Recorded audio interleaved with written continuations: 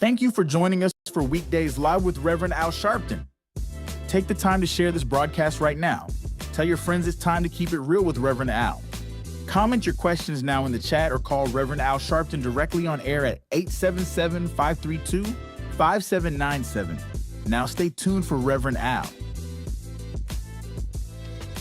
This is Reverend Al Sharpton. As you watch the broadcast, support National Action Network. Go to www.nationalactionnetwork.net and be involved. You can join, take your membership right online, www.nationalactionnetwork.net. Getting ready to start the program, but we need you to be part of the movement.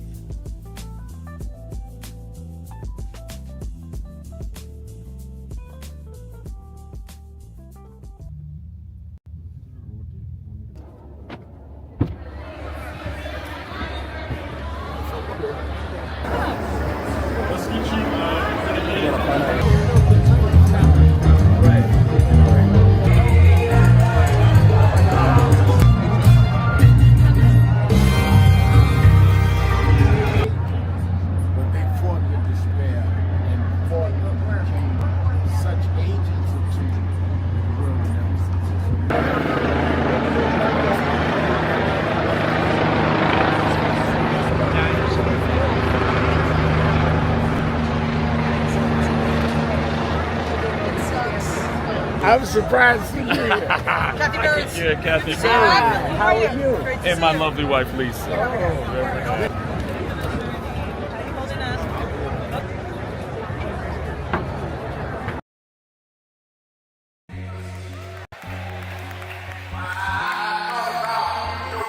at everything. I went a couple of nights to go to the Knicks game. They lost.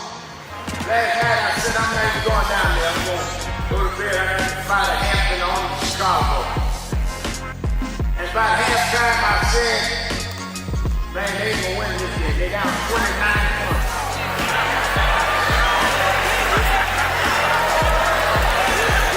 And somebody here today, you've been down. They counted you out. People say there's no way you come back.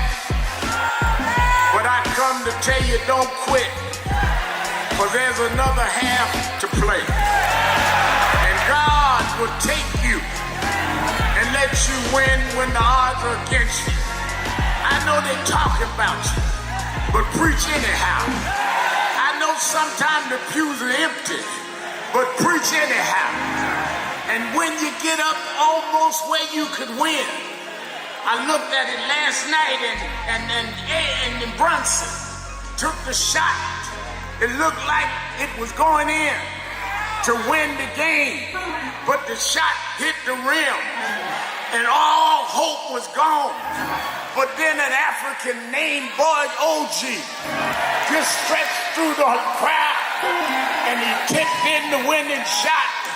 If you hold on, God will tip your win.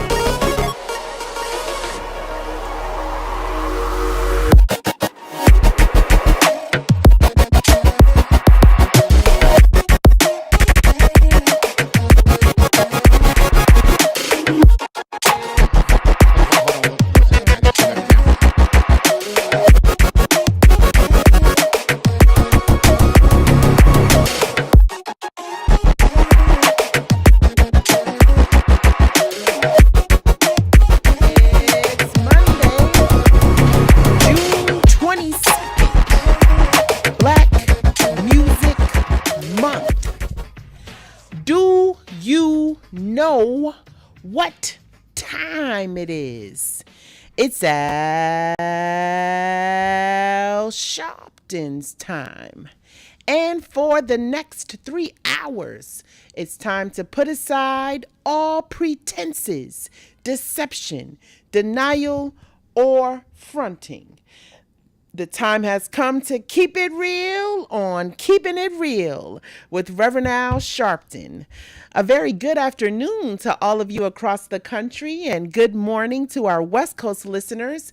Welcome to all those listening on Sirius XM, Channel 126, Urban View, where talk empowers and becomes action. I'm Dominique Sharpton. I'm Reverend Sharpton's eldest daughter. I'm sitting in just for a few moments. Reverend Sharpton will be joining us momentarily. And certainly we are very excited to speak with all of you across the country. We've had a very impactful weekend, a very active weekend. And as always, it's Hot Button Issues Monday. And so we're opening up the phone lines to discuss some of the things that have happened over the weekend, last week, or something that you just want to get off your chest. But as always, we ask you to just do one thing for us. You got to keep it real.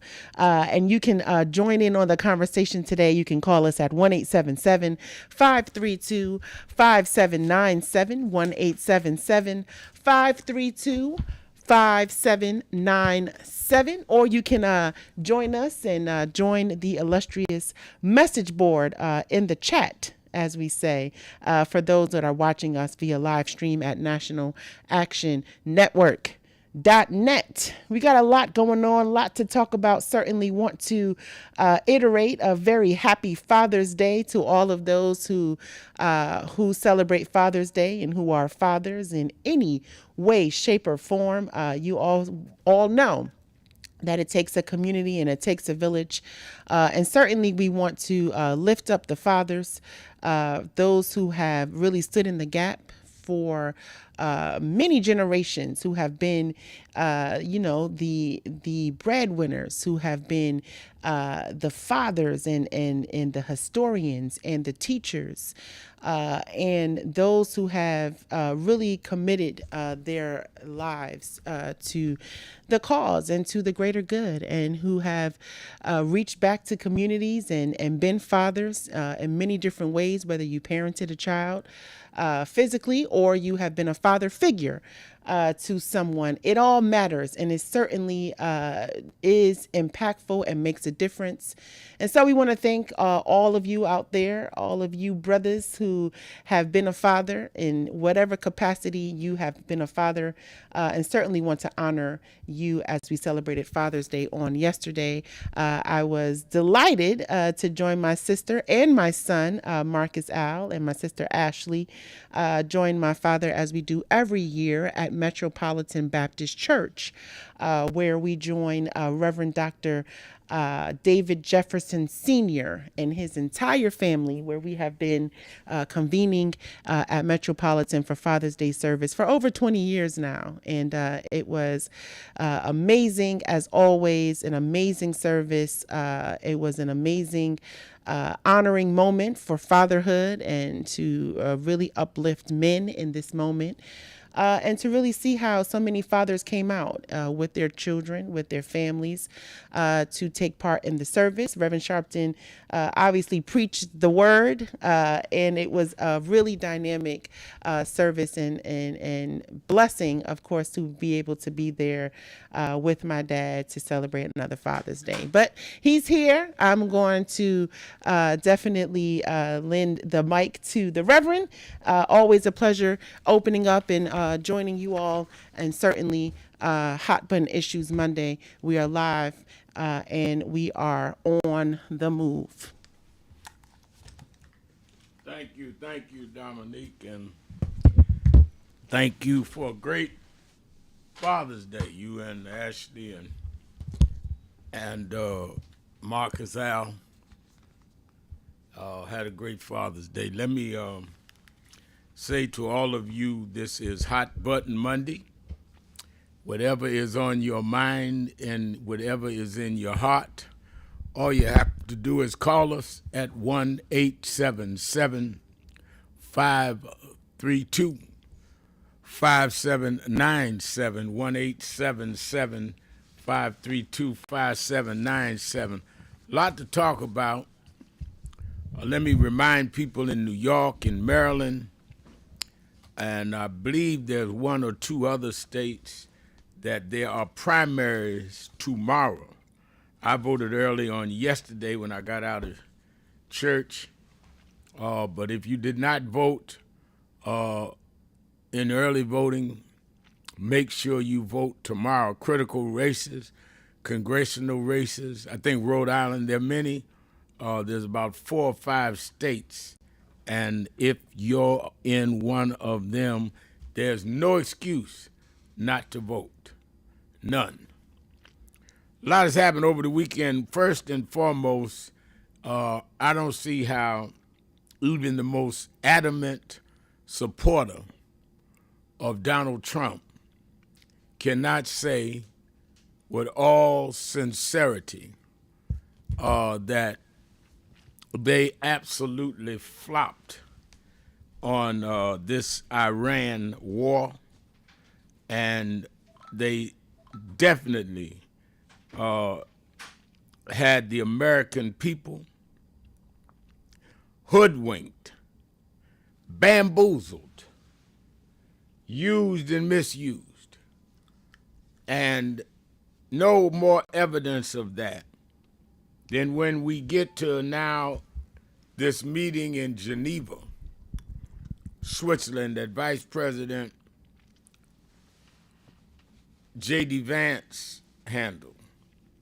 They come out of there with a whole lot of nothing. Now, you judge people not by what you say or I say. You judge it by what they say. Trump said he was going in Iran for regime change to make sure they had none of the enrichment minerals that could make atomic weapons. And he was going to make sure they brought a democracy there. He was encouraged by Benjamin Netanyahu, the Prime Minister of Israel. Little did he calculate the determination of the Iranian regime and people that didn't back up, didn't blink, kept fighting. Now, I'm not a sympathizer of the Iranian people, but I'm giving you the facts. And they had one leverage point that, let's face it, they worked well. They leveraged the Strait of Hormuz. Why? Because the Strait of Hormuz is where 20% of the world's oil goes through. And they knew that nations all over the world could not sustain themselves without being able to go through the strait and have access to oil. And even though the United States was claiming we use minimum amount of oil from the strait, the fact is that every country that was using it were who we were trading with. So you were indirectly doing it. And the results were prices skyrocketed at the gas pumps here in America. And here we are with nothing. They don't have the minerals that could lead to the atomic bomb. They have not changed the regimes. In fact, they have a harder, more fundamentalist regime in there now. They want nothing. Well, you ought to know that by the fact that Trump sent Vance and didn't go himself.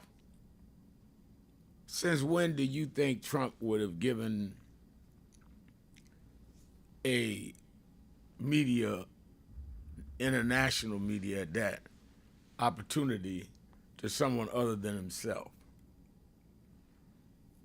he sent them to try to make the best out of a bad situation. And it's bad.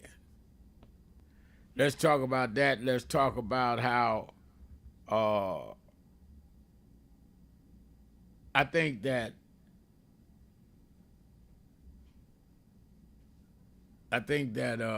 it is something I have to raise. This violence in Chicago over the weekend, on Juneteenth weekend. As you know, I was in Chicago for the opening of the Obama Presidential Center. No incidents. And then a spate of shootings where at least 7 people were killed, 38 injuries since Friday. We have got to tell people in our community that there is no better profile of Uncle Tom than someone that would put our community at risk by not being able to control their anger, their greed, their lust, whatever it is, by doing violence in our community. You are selling us out. We got to start calling it like I see it. There's nothing brave about it, understanding about it. None of that's the way we are about it. No. You would jeopardize all of us for you. So let's talk about that, other issues. A lot to talk about is Black Music History Month. I'll give my condolences, Clive Davis, founder of Arista Records. I knew Clive. We didn't always agree, but we never were disagreeable. Aretha Franklin brought us together. She recorded for him, as did Roberta Flack. May he rest in peace. Let's take a break. Be right back. Hot Button Monday. Keeping it real. Black Music Month. I got a black music question for you right after the break. Shopton, keeping it real. Be right back. Keeping it real.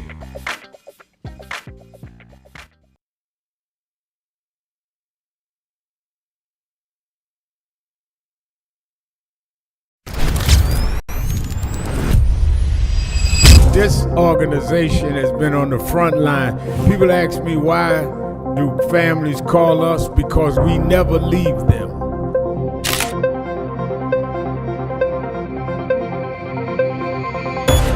No justice. No justice. What do we want? What do we want? What do we want? When do we want it? When do we want it? When do we want it?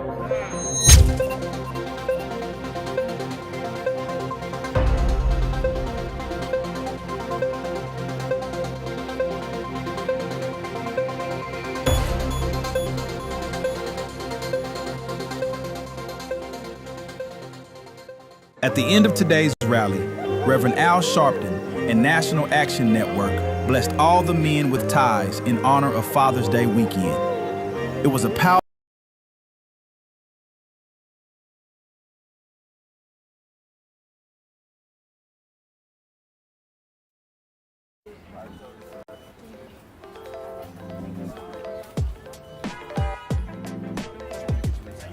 It is such a pleasure to be here with Reverend Sharpton and this entire congregation on Juneteenth weekend to not only celebrate freedom, but recognize the work that is still to be done to ensure that that freedom is within the grasp of each and every New Yorker who has helped to build this city. Thank you for having me, as always.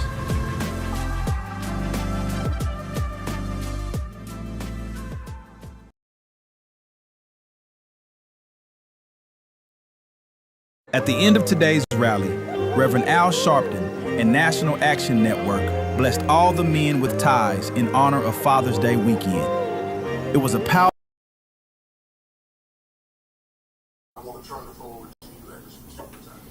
Well, thank you, President Dr. Kimber, and to all of you on the board.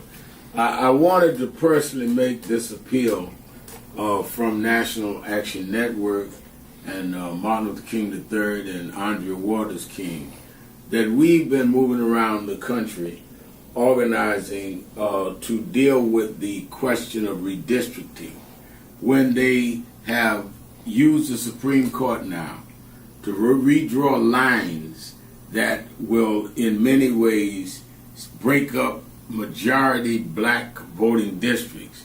It means that they dilute the strength of our community. It will cost probably 19 members of the Congressional Black Caucus. But as important, if not more important, it will not address the needs of those constituents because they don't have a block vote to say we're going to put in somebody that wants to do what is right for us or not. And that does not necessarily all the time mean a black person, but it gives them power. In Memphis, Tennessee, the majority black district congressman supported and reelected several times by the blacks there was a white man named Cohen. So we see this as an undoing of the Voting Rights Act of 65 and the Civil Rights Act of 64. So on August 28th, we've asked people from around the country to join us in Washington, D.C. for a mass march. We've had some marches and rallies in Mississippi, some in Montgomery and Selma, but we need a national march led by the clergy, led by the faith leaders, like it was in the 60s, that will say it is a moral outrage that we would, in a time like this, disenfranchise wholesale black voters by repealing the Section 2 of the Voting Rights Act and by turning the time back. We've heard from a lot of groups, but we need this to be church-led. National Action Network is appealing to you, the president. Reverend Dr. Boise Kim has been on our board for years and knows this well, and the many of you that are on the board. But we need to send a national message in a peaceful, nonviolent gathering led by the clergy, along with Dr. King's son, and along with his daughter-in-law, and along with other leaders. But it's time to dramatize it. We see the No Kings March. We see everybody out there rallying. Where's our voice when we're the ones being disenfranchised? We're the ones being attacked. And I think that if we would stand up, the people will step up because the people understand the gravity of the hour. And I think that we are called upon at this point in history to do what those leaders of the black church did before our time and in our childhood. So I thank you, President Kimball, for giving me an opportunity to make the appeal to the board itself. You have the information. We're going to have buses from all over the country. Those churches that have buses, we give information. Those that don't, we're willing to help supply them. But we need to show a big number right in the nation's capital. History should not say they stripped us of everything and there was not a national response led by the black church. Thank you very much for these few minutes. No justice! No justice! 62 years ago today, Martin marched in Washington. 62 years later, the dream is not dead.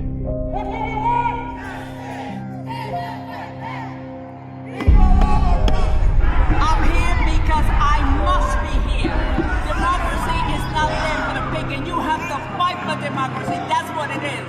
What Trump will erase, we will replace. Is the dreamers in many cases have reversed and tried to turn it into a nightmare.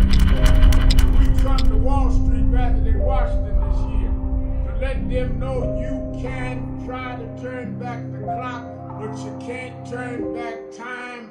We gonna keep the dream alive on Wall Street.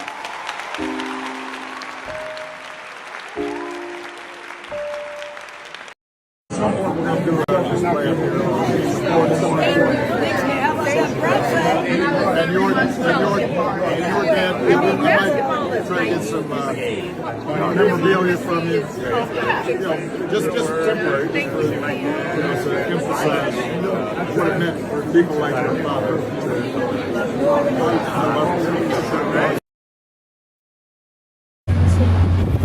Such in itself, the millions to billions, give a sense of value to Our history is worse. We're not a worthless people. We're not a people that are just some ghetto drugs. You know, sometimes we have places that we were destined. And this shows us who we are.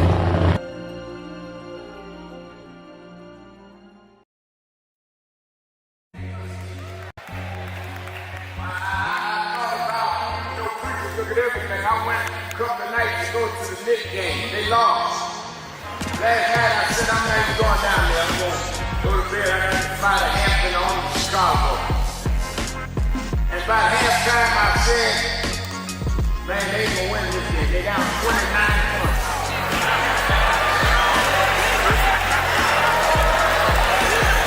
And somebody here today, you've been down.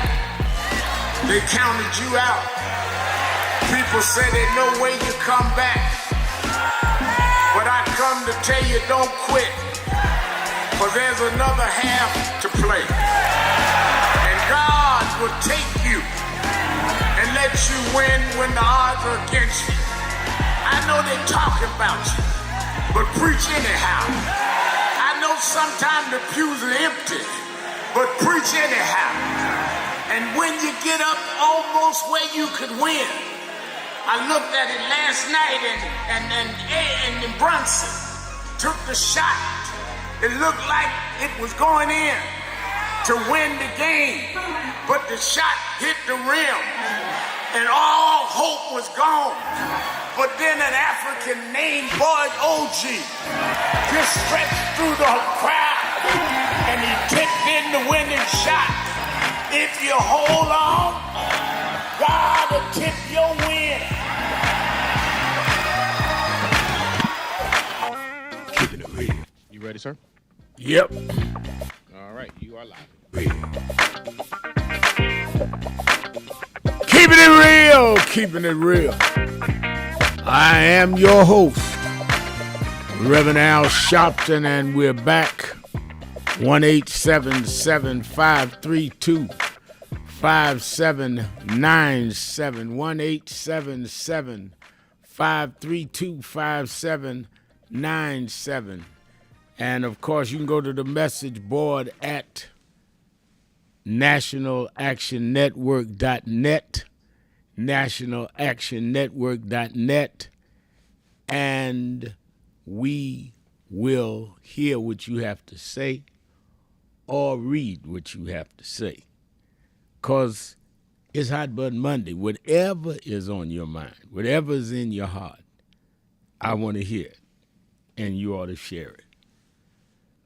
All right, let's, I see Akeem Smith says ABC News reporting U.S. and Iran agreed to a roadmap for final deal within 60 days. Reverend Sharpton and message board. Yeah, that's what they announced. That's not a settlement, and that's not a commitment to anything.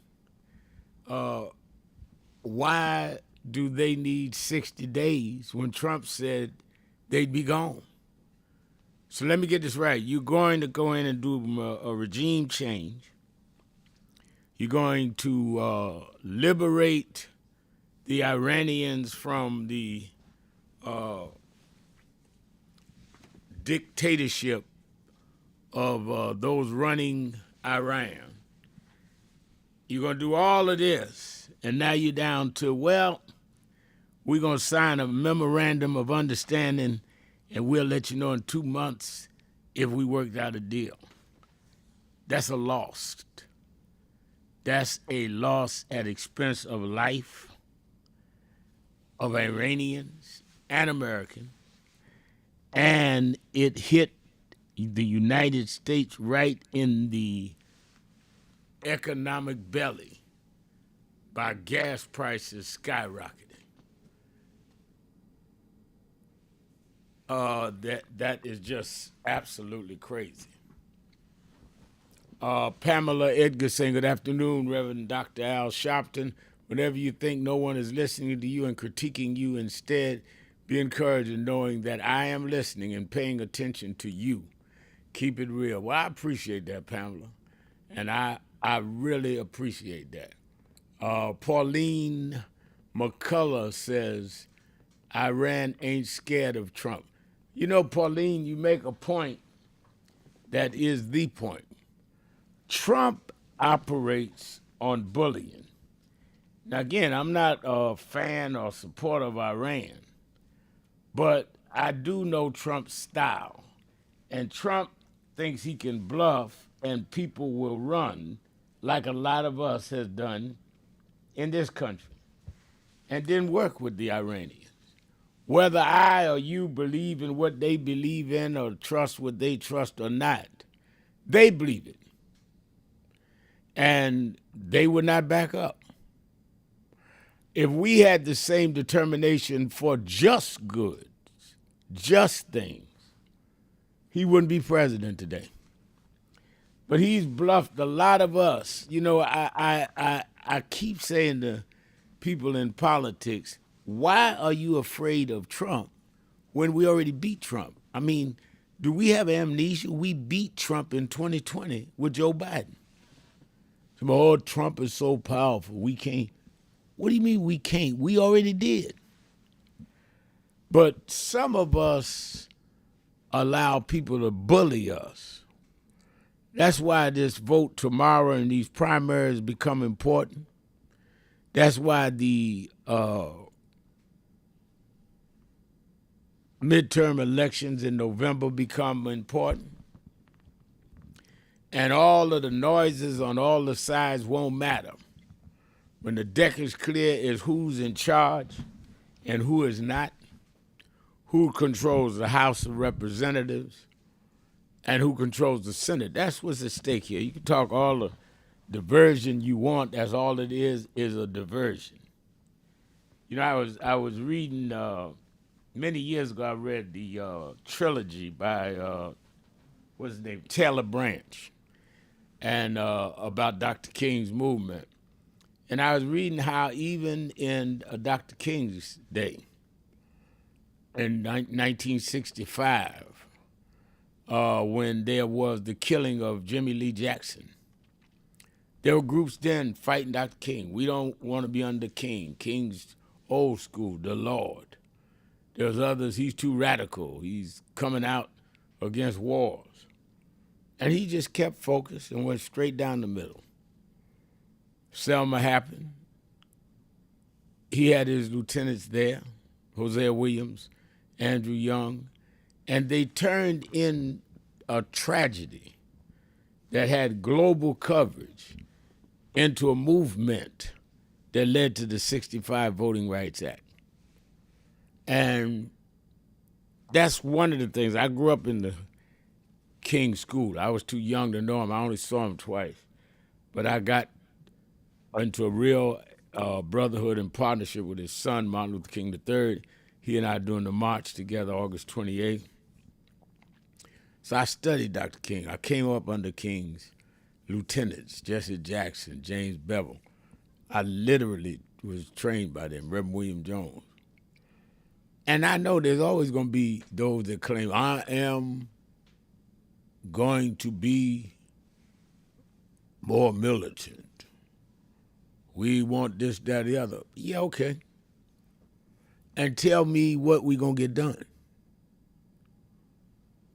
And if we're not getting that done, you are just playing with our people. Like I told a guy the other day, stopped me, Ramel. I said, yes, sir. No check, no vote. I said, what does that mean? He said, we don't get reparations, we're not going to vote. I said, let me ask two questions. If you don't vote to put people in that's for reparations, I covered on last night's Politics Nation how they had started reparations in Evanston, Illinois. They turned it around. If you don't put people in office that's for reparations, how you going to get a check? And how you going to put them in if you don't vote? Explain to me who's going to pay you. MAGA senators and MAGA congressmen going to pay you? No check, no vote. He couldn't answer it, so all he can do is stand there and holler. I said, let me ask the second question, since you clearly can't answer the first. When is the last time you voted? He just dropped his head. So you giving up something you never took up in the first place. If you were voting, maybe we already would have people in that would do reparations. Problem I got with people screaming and hollering is I'm not scared. I come out the movement. People been screaming and hollering all my life, including me. But hollering makes sense. All right, we getting ready to go to the phones right after this break. I'm going straight to the phones. It is Hot Button Monday, Black Music History Month. I want you this week to give me your 3 favorite jazz artists and jazz musicians in black music history. 3 favorite jazz musicians or artists.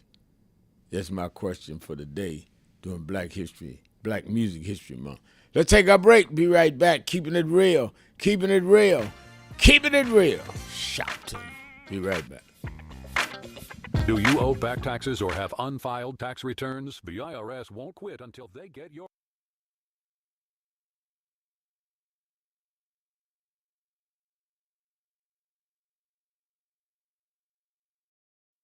Thank you for joining us for Weekdays Live with Reverend Al Sharpton. Take the time to share this broadcast right now. Tell your friends it's time to keep it real with Reverend Al. Comment your questions now in the chat or call Reverend Al Sharpton directly on air at 877-532-5797. Now stay tuned for Reverend Al. This is Reverend Al Sharpton. As you watch the broadcast, support National Action Network. Go to www.nationalactionnetwork.net and be involved. You can join, take your membership right online, www.nationalactionnetwork.net. Getting ready to start the program, but we need you to be part of the movement.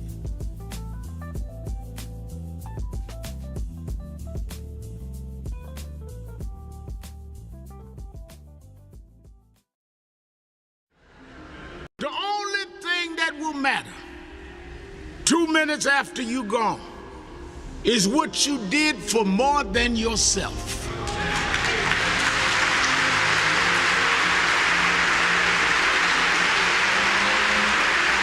Think about this. Think about if today is your last day. If this is your last service, what can they say about me? And if you're not satisfied with your own answer, you should leave here today working on yourself and building on what you need to build. Because God is here. He's available to you if you but use what He's giving you to be more than self-indulgent. Now, I know many of us come with reasons we won't step out. But I come to tell you that's why God is here. God takes the ones that are the least likely and gets the most done. As I have seen in my life, people that were the unexpected and rejected are the ones that end up the greatest. So don't let whatever mistakes or whatever things that may be in your past hold you back. God is not trapped in your past. God is there for your future. And He's there that every day you wake up was a divine decision He made to give you another opportunity to serve.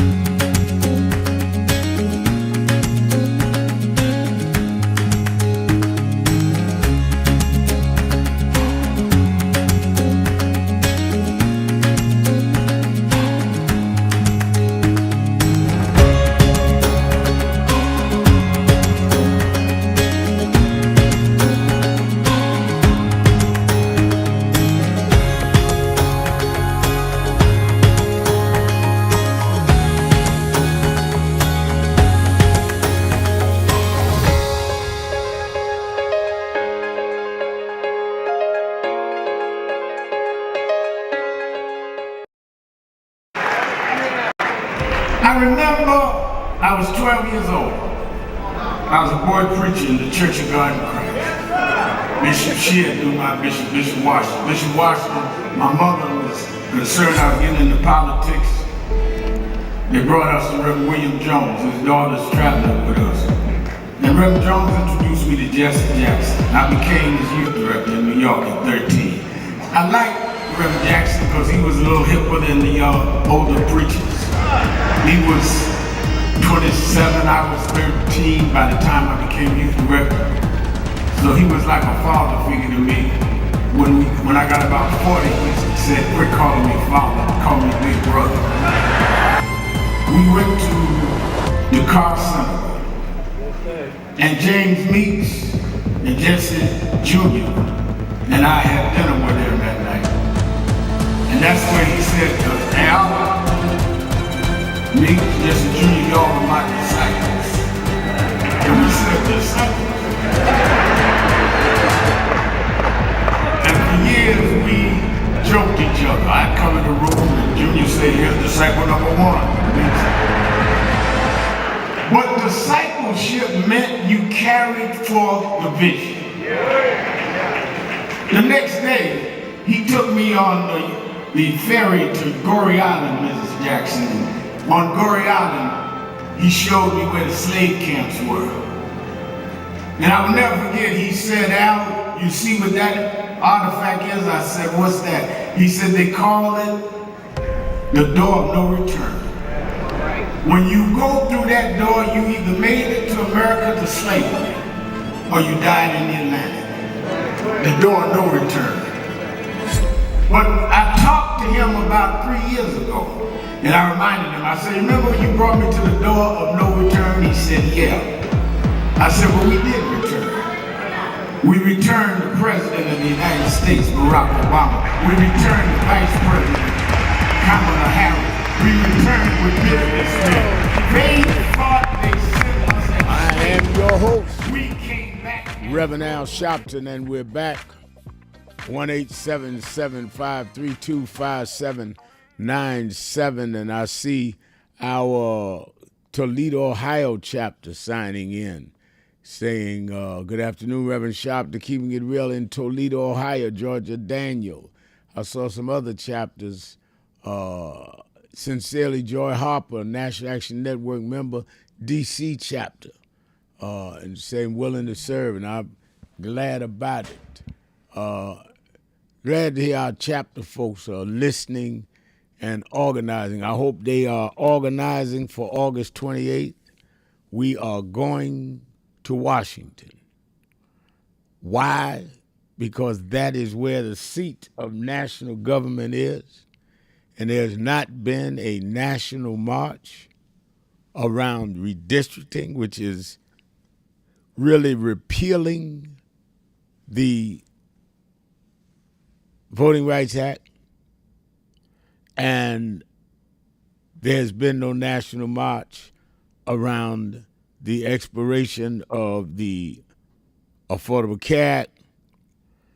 Our agenda has not been laid out nationally. We had good rally in Mississippi, good rally in Montgomery. But now it's time to go to the nation's capital by the thousands. And I want you, and you to join National Action Network and the Drum Major Institute, Martin Luther King III, many other organizations and groups. But you need to be in the number. Imagine if you could tell your grandchildren, you were there in 63, the march that led to the Civil Rights Act. Well, your grandchildren are going to ask you, where were you when Trump was doing all this? And you should at least say, I was in attendance when we stood up in this huge national march against him. All you have to do is go on nationalactionnetwork.net, www.nationalactionnetwork.net. Say, this is where I am, or the bus is leaving from near me. And if not, how do I organize a bus? And we'll work with you. But sign up and tell us where you are and what you want to do. Also, don't forget every Saturday and Sunday, watch Politics Nation with Al Sharpton live at 5 on Saturday and Sunday. I had Congressman Arbo, Congressman Jackson, Congressman Mfumian, all of them telling us how they intend to deal with this Iran situation, how they intend to deal with this redistricting. I had Valerie Jarrett, the president and CEO of the Obama Presidential Center, on to explain what the center's opening is about, what it's been about. I had the mayor of Evanston, Illinois, white mayor, on why they started this reparations program that now the Trump administration is going against. And he explained, we're not talking about just slavery representation. We're talking about in the last 60 years, right here in Evanston, Illinois. They were biased against blacks buying homes, charging them high interest rates, and we are repaying the damage done. You never know who I'm going to have on Politics Nation, but you can be assured I'm not going to waste your time. All you got to do is watch us every Saturday and Sunday, 5 p.m. Eastern Time on MS Now. And the Saturday Action Rallies, we had a great rally this Saturday at our temporary location at the Mother AME Zion Church, Historic Church of Frederick Douglass and Sojourner Truth, and Paul Robeson. Paul Robeson's brother was even a pastor there once. And we've been there as they prepare and get everything straight with the permits and all for our new building. In fact, some of those that have given the commitment on their $500, we bust them over so they go in a small group at a time to see the building. And they all were very happy to see what we've gotten. 5 floors: auditorium, overflow room, media room, where we can have poetry reading, book reading, all kinds of stuff. And our administrative office is already moving over there. So don't forget the Saturday Action Rally. Every Saturday morning, 9 a.m. to 11 a.m. on Impact Television, or you can watch it at YouTube/NAN, N-A-N, or you can watch it on nationalactionnetwork.net. All right, let's get ready to take some calls. Let me start with Brother Jacob in Philadelphia, WURD. Brother Jacob. Peace be unto you, and happy belated Father's Day to you and all of the fathers in your listening audience. You know, man, I had a great one, and from what you're saying, you had a great one. I did. Yes. Yes, you know why I had a great one, Brother Jacob? I did what I do. I preached. I did my Sunday morning radio show on FMs. Then I preached. Then my daughters and grandson came. And then I went and did my TV show. I worked. That's what I like to do with family with me. It was good. I loved it. Had a great Father's Day. Man, look, you a good general on this holy battlefield that we find ourselves on. But you know what? The music question, right, that you posed. And when you said the jazz, when I ran it through the computer of my mind, it's funny how 3 trumpet players came up. My father was a jazz trumpeter here in Philadelphia. Is that right? Louis Armstrong, Miles, and Wynton Marsalis came up. Wow. And and they all happen to be trumpet players. And like I said, I got my musical start by my father taking me to Count Basie rehearsals. You know, it was a clubs here in Philly, the Cadillac Club, the Showboat. It was Ernie Pepps, and my father used to take me to the rehearsals, right? And I seen him play, and I said, "Ooh, I want to play." I wanted to play trumpet, but at my school they ran out of trumpets, and the music teacher gave me a slide trombone, and that worked. You know, it took me around that brass. But you know, staying on music, Clive Davis, a little backstage story with when he was here with Philadelphia the National. Well, he said when he first heard my boys' record, McFadden and Whitehead, you know, I rolled with them, and Clive Davis said when he first heard "Ain't No Stopping Us," the hairs on the back of his neck stood up, and he said that's one of the ways he know that's a hit. So he said that of my boy's record, "Ain't No Stopping Us Now," so that may God rest him. And I went to 3 funerals. Yeah, Reverend he did the distribution for Philly International when he was at Columbia. Yes. A lot of people don't know that. It's before Arista. Yes. And you like it or not, he was one of the biggest men in records. So, you know what I mean? Oh, yeah. May God rest his soul, and may he have. In other words, I'm preparing for that same. Because one thing, we all gonna meet that end. Ain't none of us getting out of this thing alive. No. So, there's nobody getting out alive. And you got to do your work while you're here, because you can't do it after you're gone. You're going to be dead a lot longer than you're going to be alive. I say that all the time. Yeah. And you know what? Another thing, it was so good to see you with the Obama family just making American history. In Philly, some of our young people would say, y'all was representing. I'm telling you, I was, and to look at the leadership of this American government today, just running through taxpayers' money like a bull through a china shop, just tearing and breaking up everything it touched, right? And along with everything else that we see, the racism, the homophobia that coming out of this administration, again, taxpayers' money. He showed off you seen the big new jet, right? Yeah. The gift. Yeah, he's going to NATO in this big new jet from Qatar. Yeah, while people can't pay for their gas, he's flouting around with his brand new toy. Amazing. All right, thank you, Brother Jacob.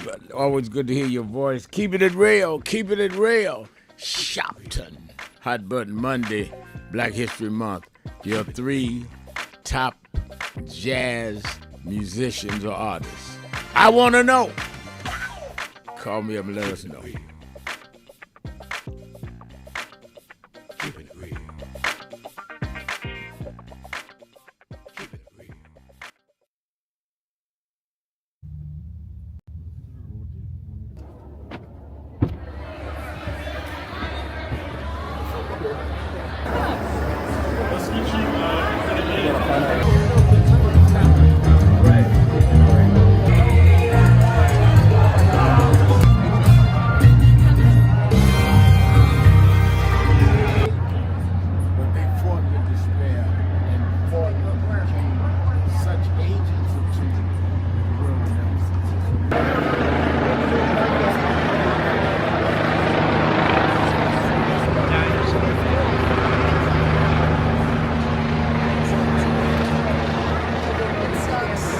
I'm surprised to see you here. Kathy Birds. Yeah, Kathy Birds. How are you?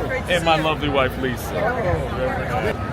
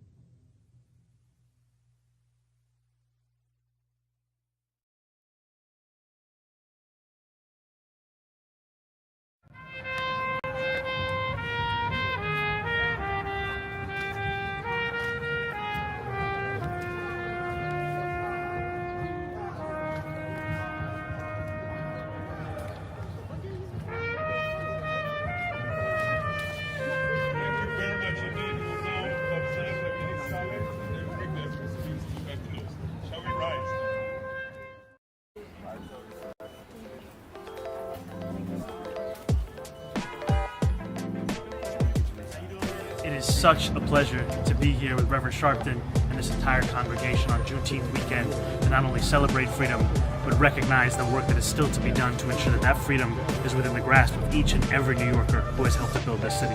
Thank you for having me, as always.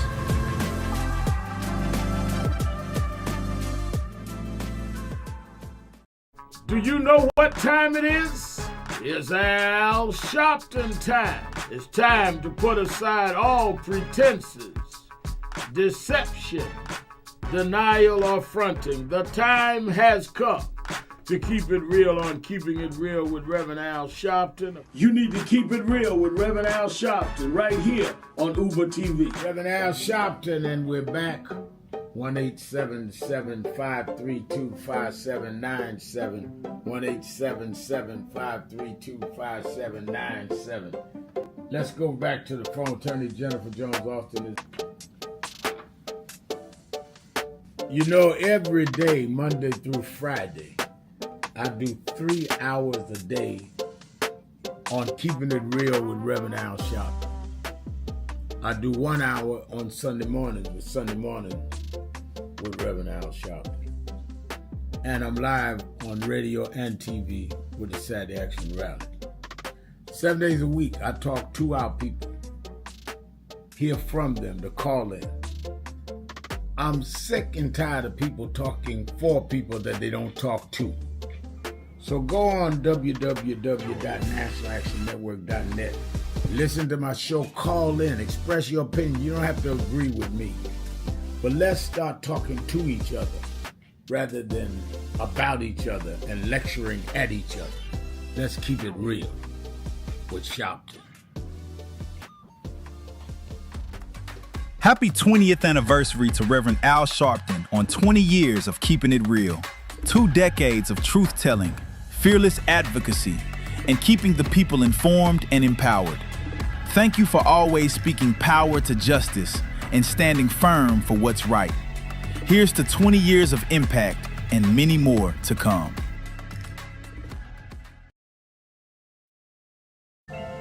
I thank God I was blessed to have both in my life. Both historic, strong figures.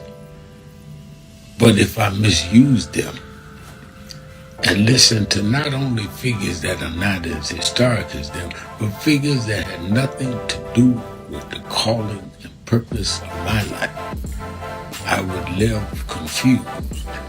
I'd be double-minded. I'm clear. And what I want you to do is be clear. Clear on who you are and why you are.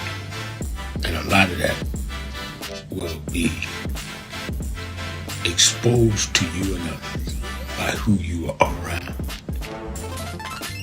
and who you allow to enter your head. Keep people at a distance that only have a distant and unclear vision of who you are and who you are supposed to be.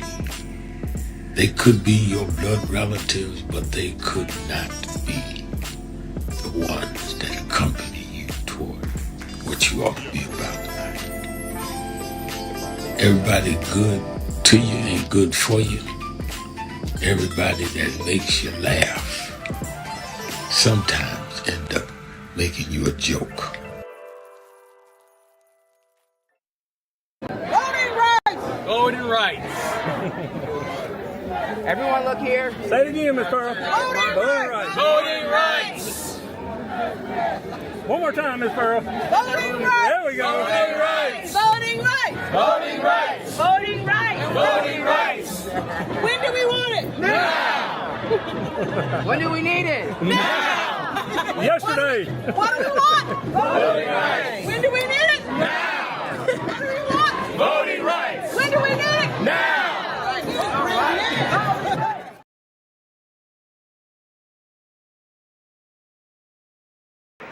I remember I was 12 years old. I was a boy preacher in the Church of God in Christ. Bishop Shear knew my bishop, Bishop Washington. Bishop Washington, my mother was concerned I was getting into politics. They brought us to Reverend William Jones. His daughter's traveling with us.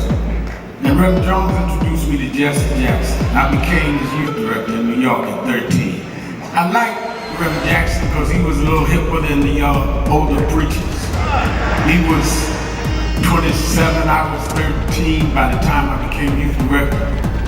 So he was like a father figure to me. When I got about 40, he said, quit calling me father, call me big brother.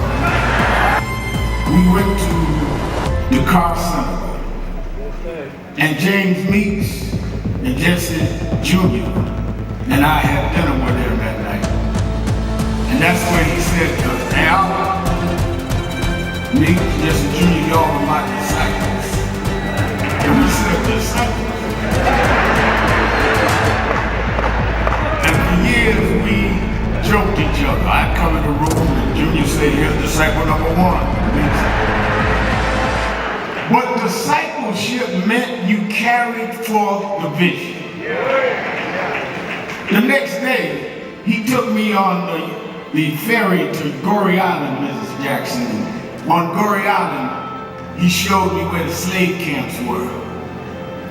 And I will never forget, he said, Al, you see what that artifact is? I said, what's that? He said, they call it the door of no return. When you go through that door, you either made it to America to slavery, or you died in the Atlantic.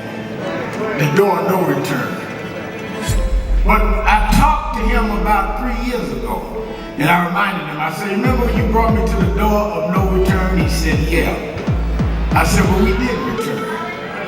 We returned the President of the United States, Barack Obama. We returned the Vice President, Kamala Harris.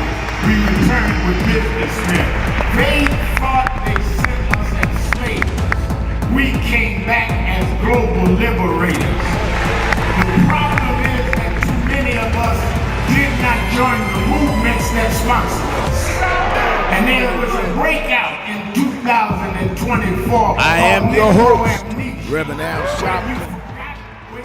It's Hot Button Monday, whatever's on your mind, whatever's in your heart. 1-877-532-5797, or you can go to our message board and you can write a message on our message board, and I'll be glad to read it at www.nationalactionnetwork.net, nationalactionnetwork.net. All right, let's go to Don in New Orleans, Louisiana. Don?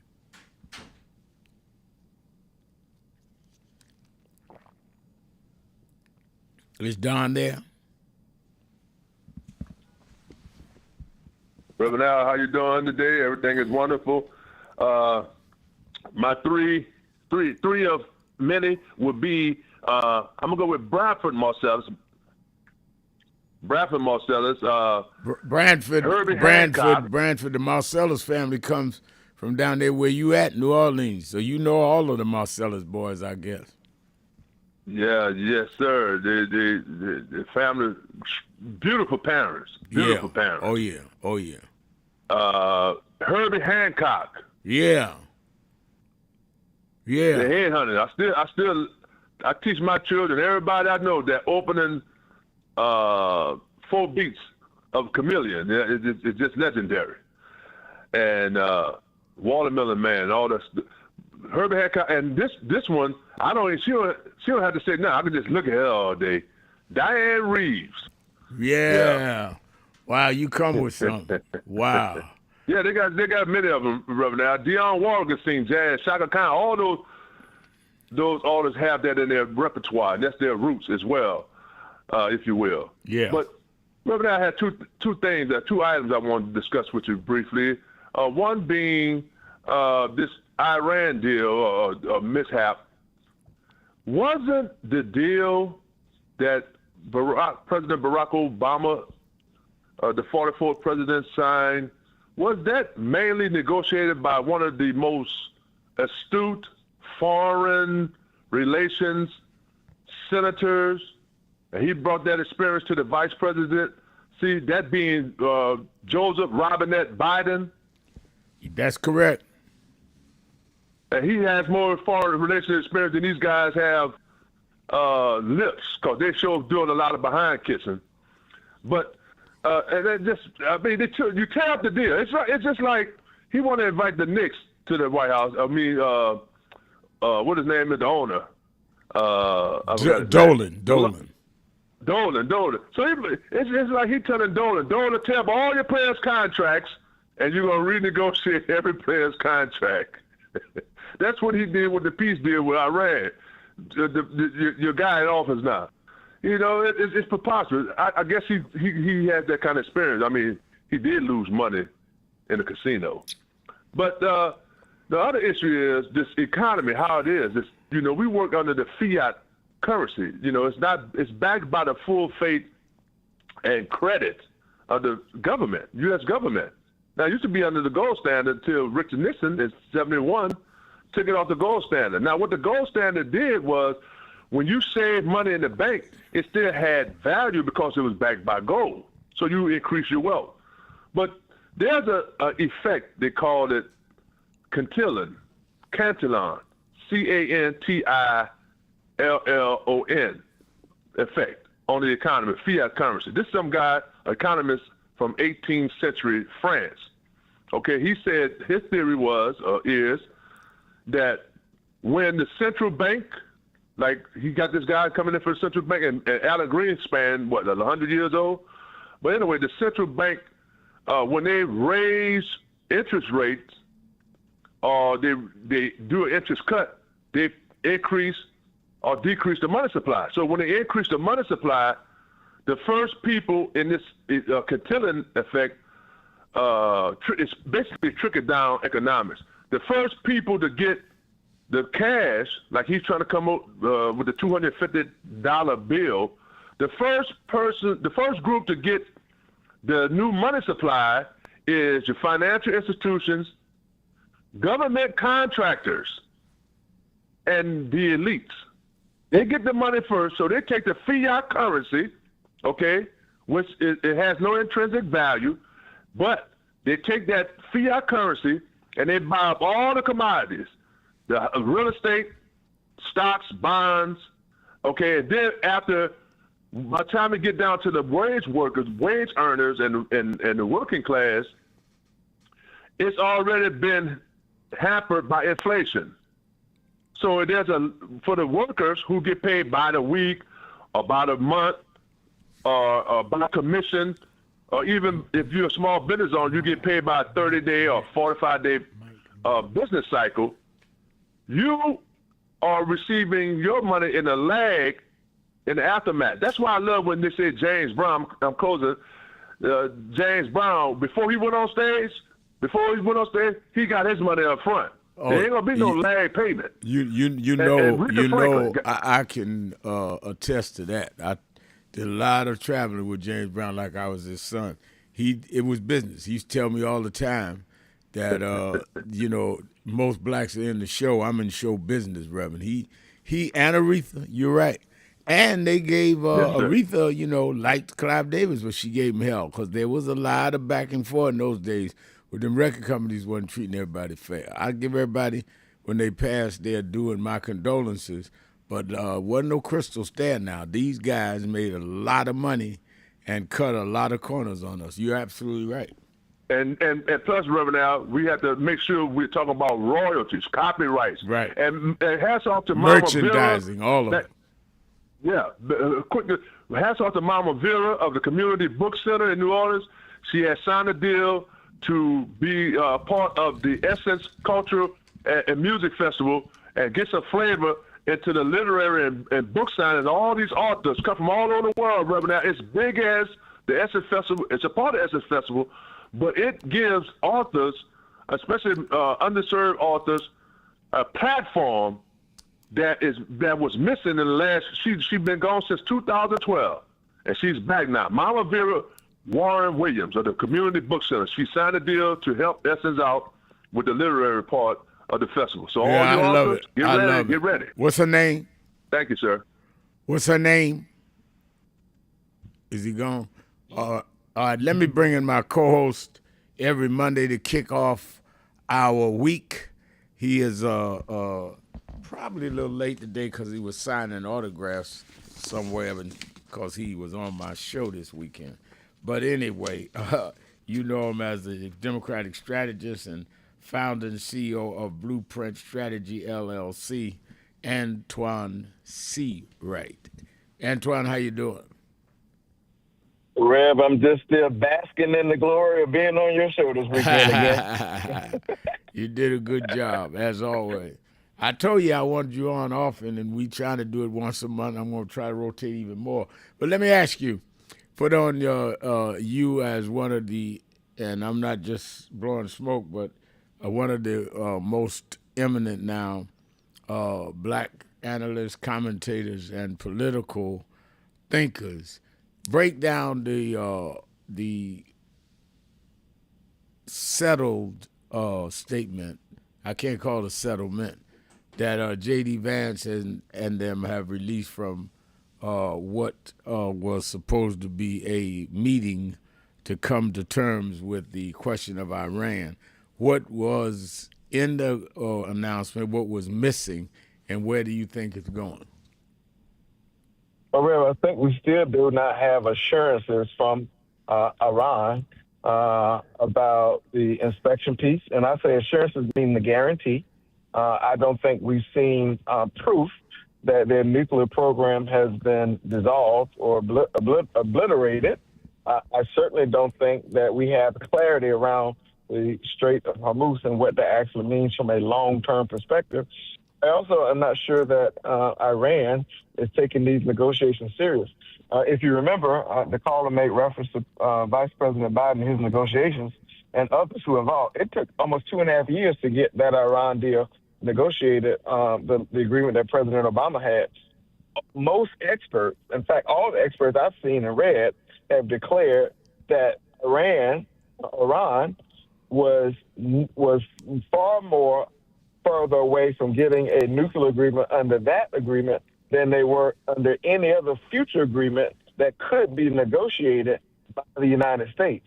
I think that says a lot. And so what President Trump did was the same thing he tried to do with the healthcare legislation, because it was brought to you and sponsored by Barack Obama, ripped the deal up and tried to hoodwink the American people that he could get something better when 64% of the American people did not want it. Republicans have, I think, blew holes in the deal and the aspects of the deal from a pure foreign policy standpoint and a life after Trump standpoint. And we still don't have clarity about why we were even in this war of choice and what that actually led to.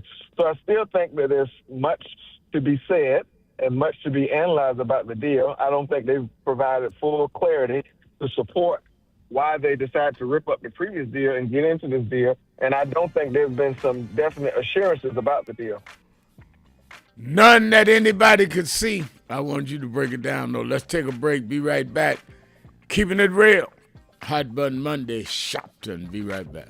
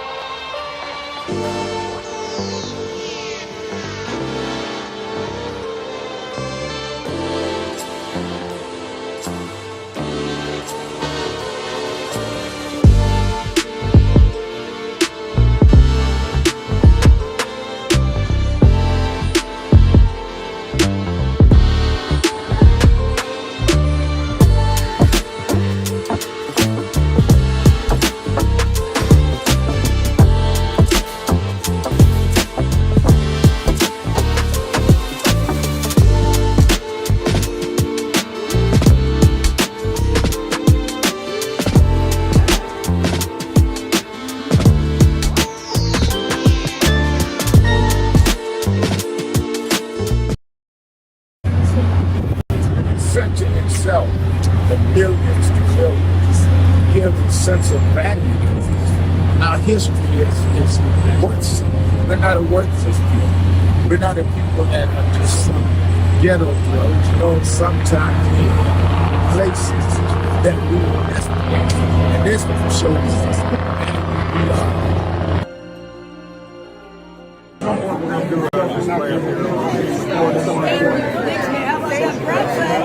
And your dad, we might try to get some memorabilia from you. Just temporary, to emphasize what it meant for people like your father. So who is Al Sharpton anyway? Who is this 33-year-old preacher without a church? A number of black New Yorkers as well. He is little more than a pudgy exhibitionist who can be counted on to show up, bullhorn in hand, at every racial incident.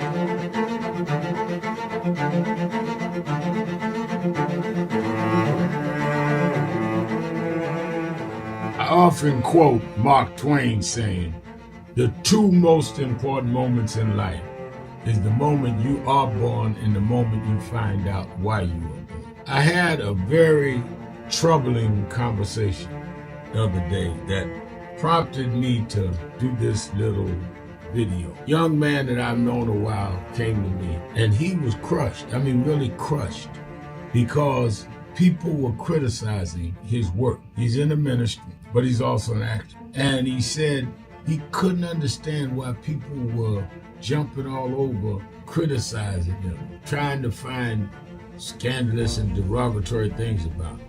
And I told him, I said, you know, you're very young. You don't know the road I've traveled.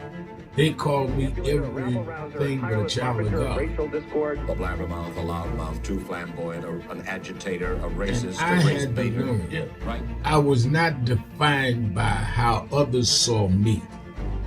I was defined by how I saw myself and whether I was being true to myself. Some of you watching this don't like me.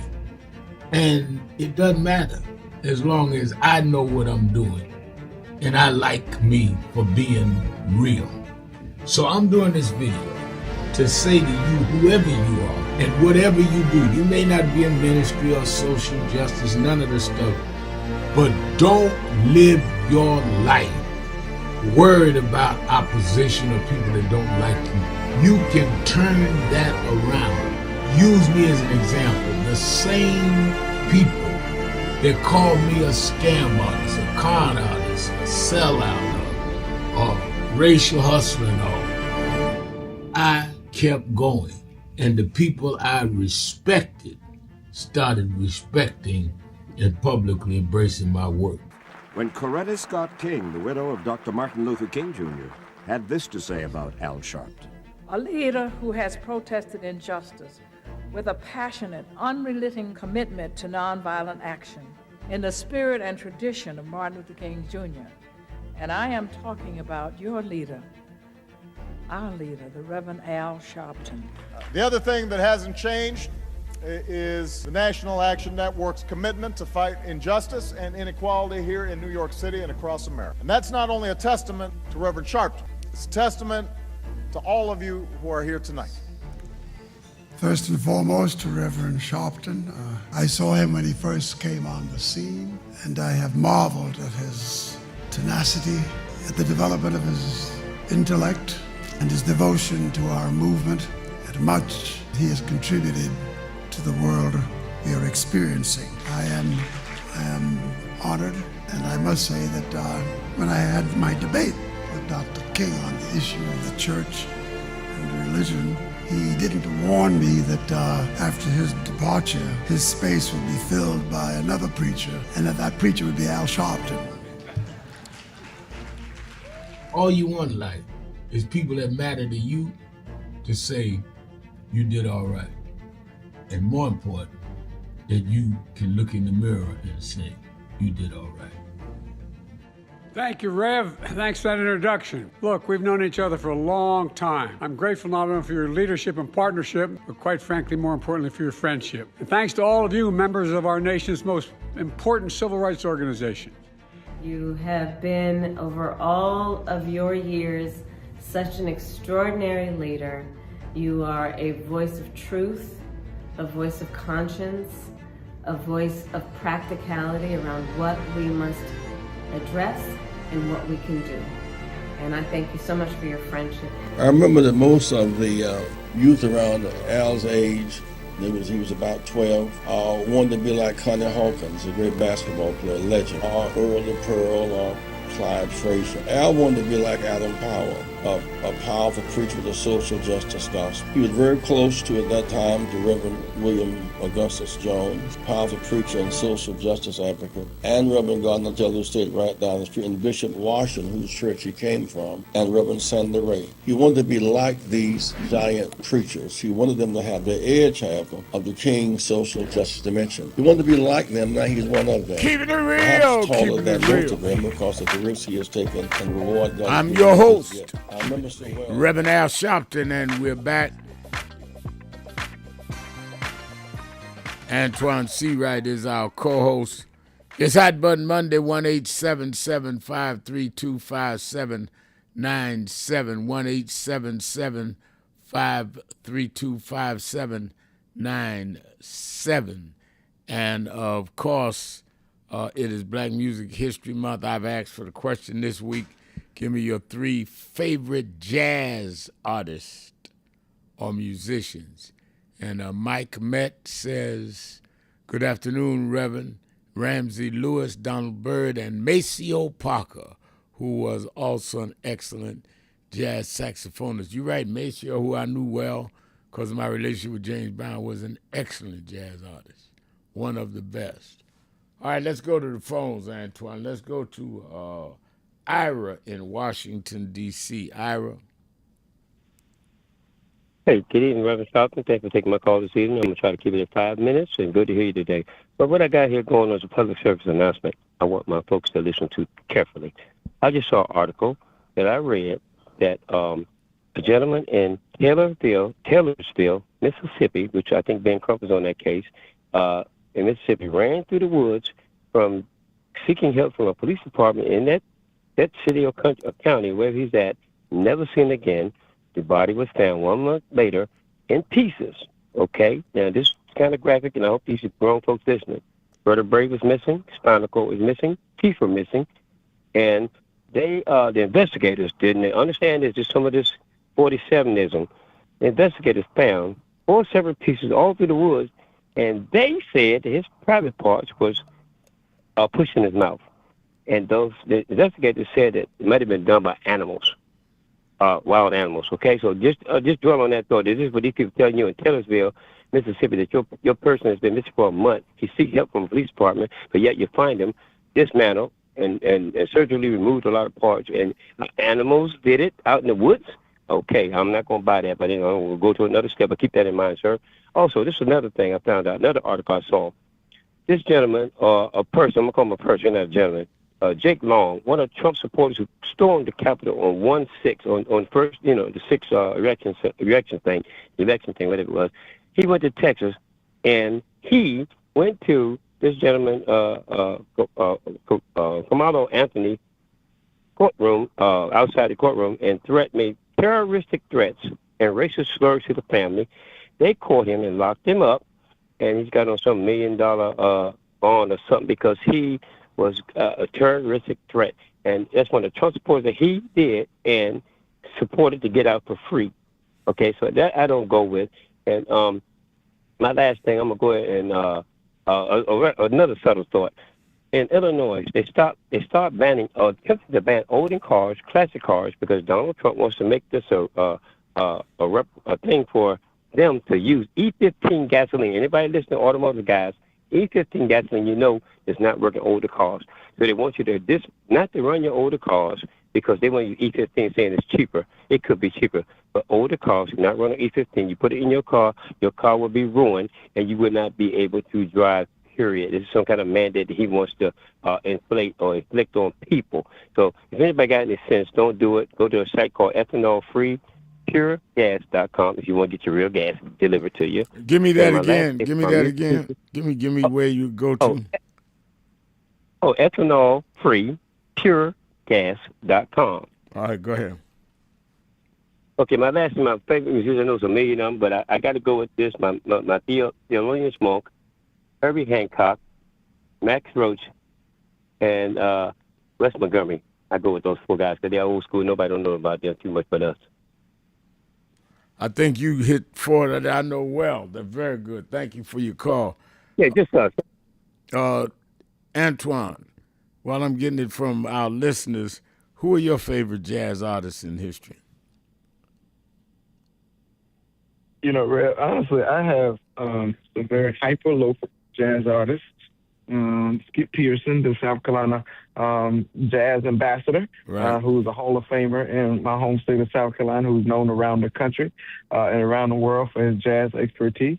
A young man by the name of Terrence Young, who's played for the Obamas, played for the Bidens, right here, homegrown in South Carolina, and a new up-and-coming artist known as Russ. We call him Russ.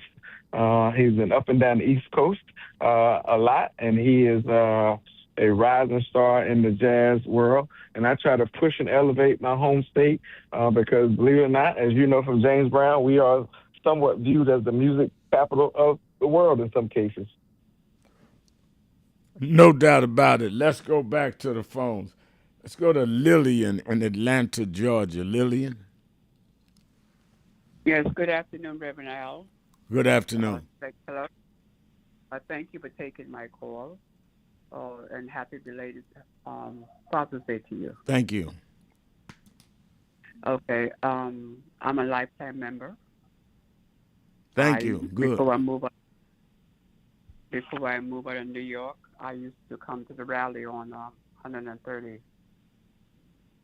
I forgot the name of the street, but 106 West 146th Street. Right.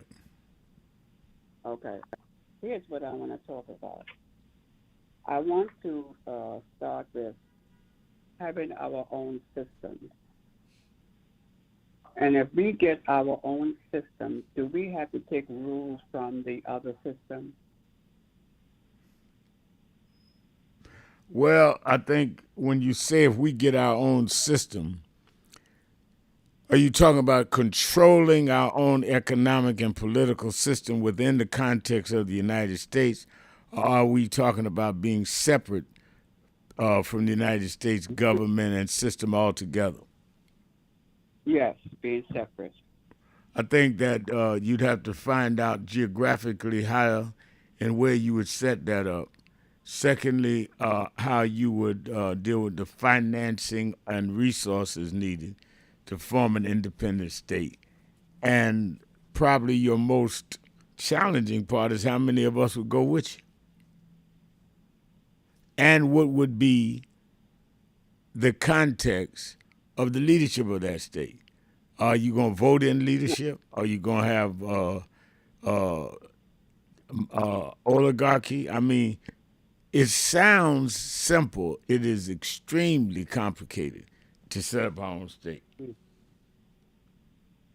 No, but I wasn't talking me set up my own thought, but we as a whole, black people. That's what I'm talking about. Well, somebody got to set it up. There's got to be a lead, and there's got to be people that would sign in. If I were to jump up tomorrow and say National Action Network now wants to see an independent state, then I'd have to answer all those questions. Well, how are we going to finance it? Where are we going to set it up at? Who's going to decide the leadership? Is it a voting democracy? Is it appointment? You'd have to answer all those questions. Answer all the questions to the group or the other people? To the group. You ain't got to worry about the other people. You got to first get black folks on board. Yeah. Okay. All right. Okay. All right. Thank you for your call. Let's take a break. Be right back. Keeping it real.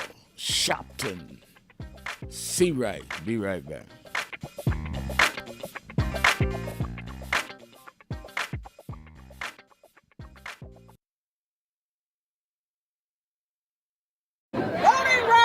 Voting rights. Everyone look here. Say it again, Miss Pearl. Voting rights. Voting rights. One more time, Miss Pearl. Voting rights. There we go. Voting rights. Voting rights. Voting rights. Voting rights. Voting rights. When do we want it? Now. When do we need it? Now. Yesterday. What do we want? Voting rights. When do we need it? Now. What do we want? Voting rights. When do we need it? Now.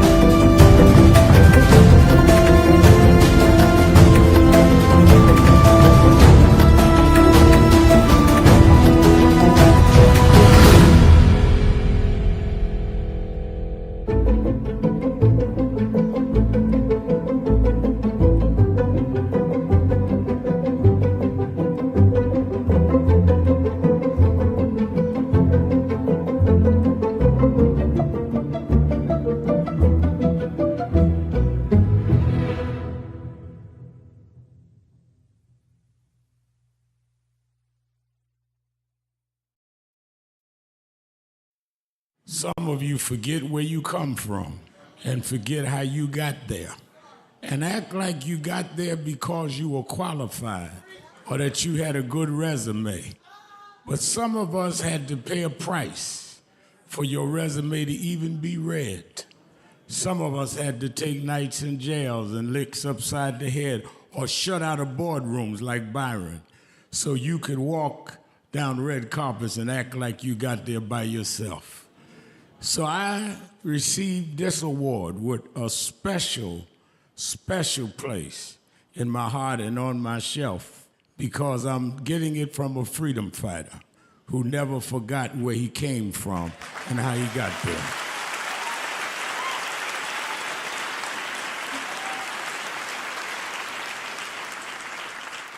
Yes, we've come a long way.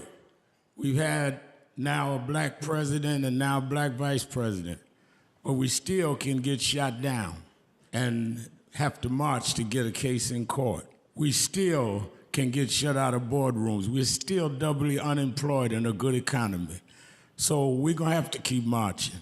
And I thank not only my family, a mother that raised me by herself, but I thank that lady at the end of the march that knows she won't be on TV that night and knows her name will never be in the paper, but she believed in me enough to get at the end of the line and make me look good.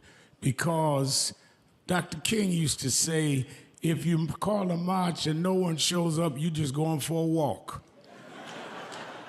And I want to thank those that marched with me. 32 years ago, here in Los Angeles, we marched. And then many years later, with George Floyd and others, we're still marching. And I'm going to keep marching. I'm going to keep agitating. And I'm going to keep going.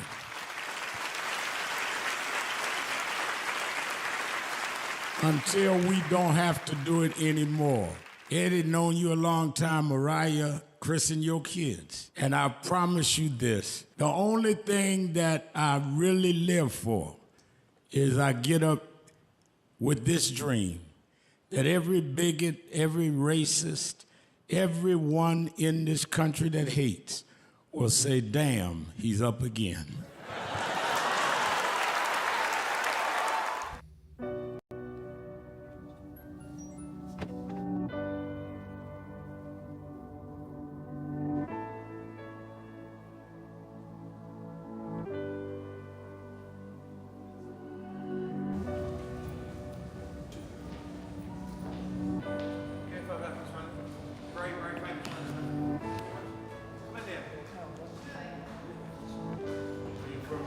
In London, yeah. We've got many problems there. We need you over our side. Yeah, you're invited anytime, please. Whenever you want to come. There we go. Guys! What's up, Doc?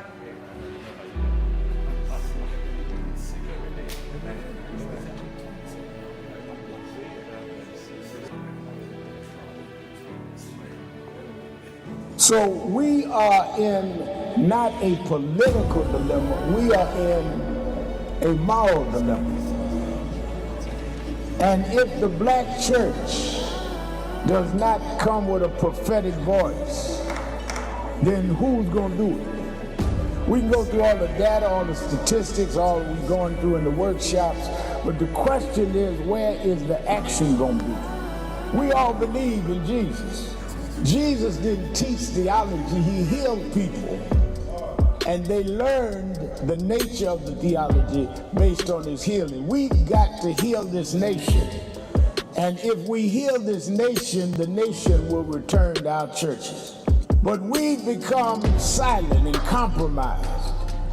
And we try to blame it on, I'm not in this. You are in this. You live it, your members live it. Unemployment now is higher now than it's been Reverend Al since the Sharpton, pandemic. and we are. Yet we survive. Hold on, sir. All right, now you're live. Keeping it real, keeping it real. I'm your host, Reverend Al Sharpton. Antoine Seawright is our co-host, and we're live as Hot Button Monday. Whatever's on your mind, whatever's in your heart, as well as it is Black Music History Month. I've asked for your 3 top musicians or jazz performers in your judgment. On our message board, Deborah Fleming is writing, "Hi, Reverend Al Sharpton. I am Deborah. I am from North Carolina. I seen Senator John Ossoff online in Black Church, powerful speech, looking like JFK. Antoine Ossoff has impressed a lot of the pundits and a lot of the media with his development, it seems, his growth as an orator and a campaigner. How do you see that growth, and where do you think it takes him?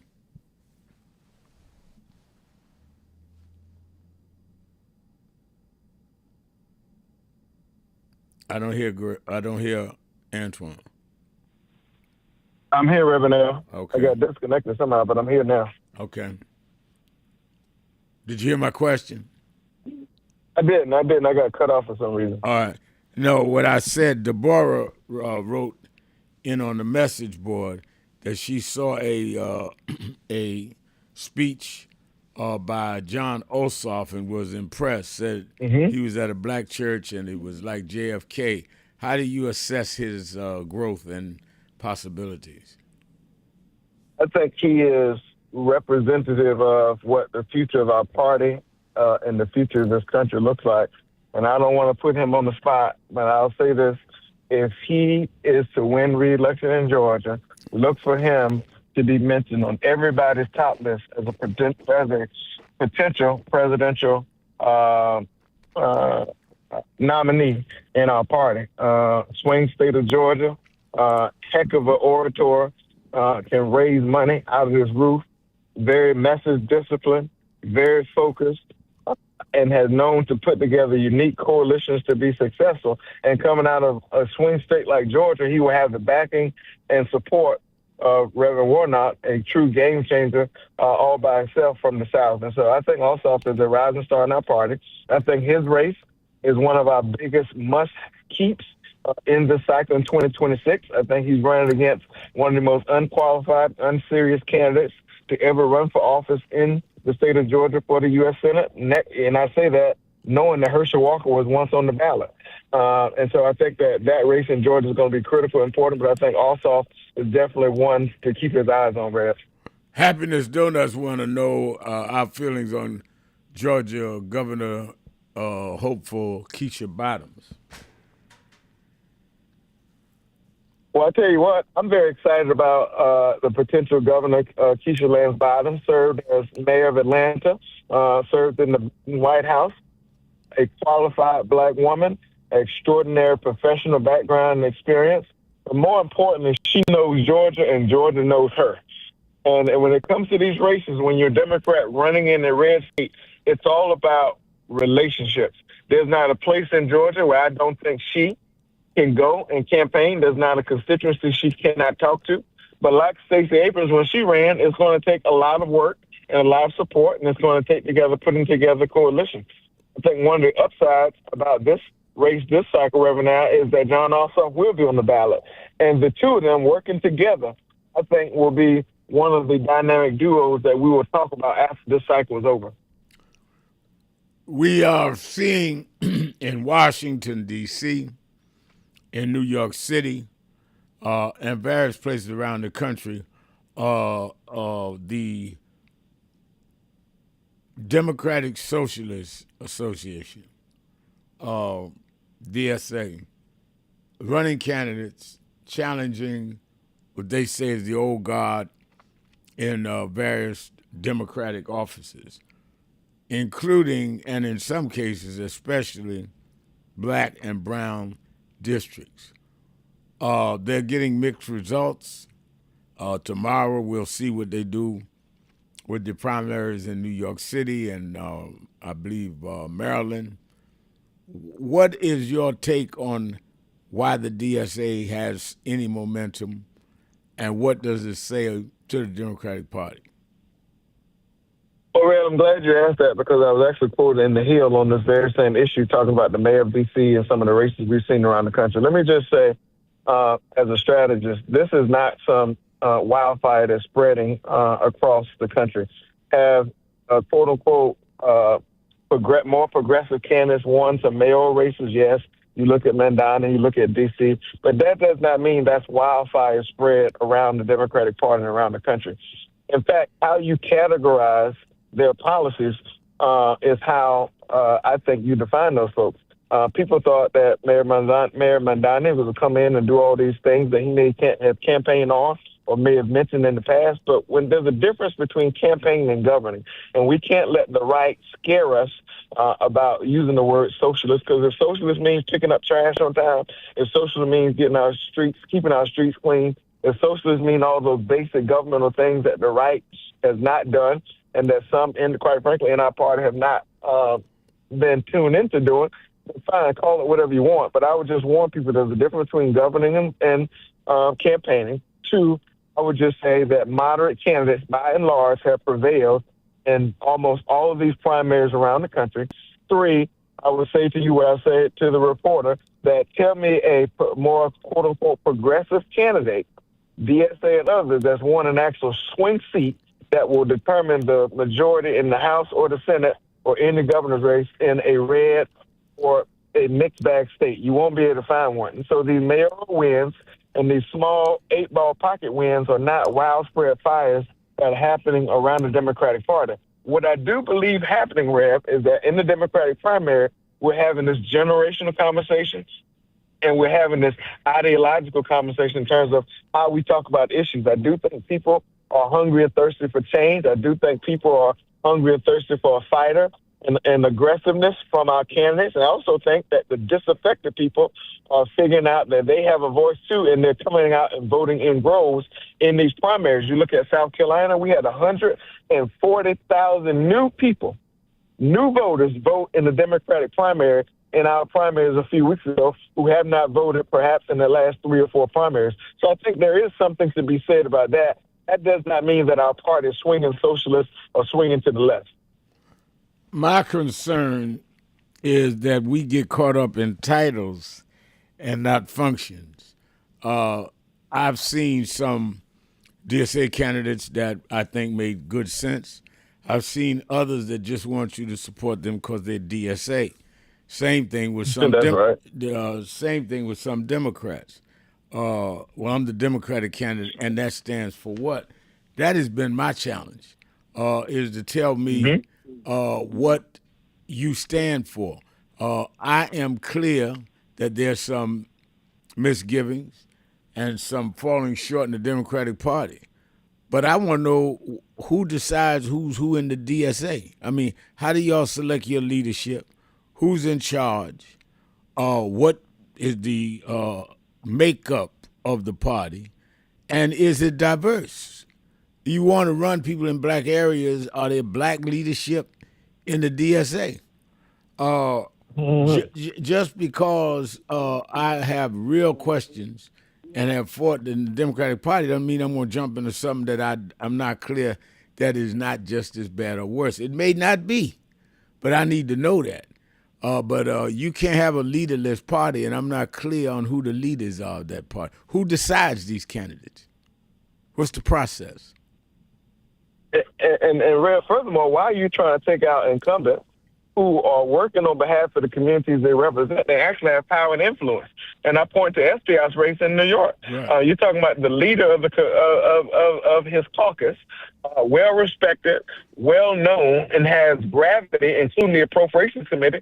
You mean to tell me because he didn't come to a few events, or because you may be frustrated he doesn't talk about the issues the same way you do, we should vote him out of office? I don't think that makes sense, particularly at a time in which we need stable leadership in an unstable Washington, D.C. That does not make sense. And I'll also say to any of my progressive friends who listen to this program, who want to send me crazy messages every week after this program, you look at Alexandria Ocasio-Cortez. Yes, she started out as a firebrand, and yes, she started out all those things. But you look at how she's mellowed out in the position she's taken and the races she's tied herself to. Now, these days, from a policy standpoint, it's not the same, because how you campaign and how you govern are two different things. Yeah, she's governing mainstream. You know, like Saturday at the Saturday Action Rally, the mayor came by, brought his candidate that he's supporting, a lovely young lady, met with me here at the office, has good ideas, but no background that she could tout against SBI. I had SBI speak. I had her speak. I'm not saying that we shouldn't hear everybody out, but hearing you out means you got to tell me something. And I think that the same goes all the way across country. We're not talking about what's a vogue, what's in style. Oh, it's fashionable to be working People's Party, or fashionable to be DSA, fashionable to be a Democrat. No, what we need to do is get stuff done. And I think that's important. I jumped on one of the guys the other day, out of town, this wasn't the New York folks, and said, yeah, Rev. Al, you know, I know you're friendly with some of the progressives, but you ought to be more with us. I said, well, who is us? Who called the meeting? Who decides where the money is spent? I see y'all doing ads. I said, let me ask you a question. We had Reverend Jesse Jackson lay at state when he passed in February at Operation Push for 2 days, then took his body to South Carolina, laid at state, and then brought him back to Chicago, where he had 2 days of funerals. That's 5 days of mourning and viewing and funeralizing Jesse Jackson. I didn't see any of the progressive leaders in the Senate or the Congress, young or old, come to any of the 5 funerals. So I don't think y'all with us. He put his head down. I said, explain to me. All of them were busy? 5 days? You can't respect Jesse Jackson? Yes, you got a problem from me. Let's take a break. Be right back. Keeping it real. Shopton. See right. Be right back. Keeping it real.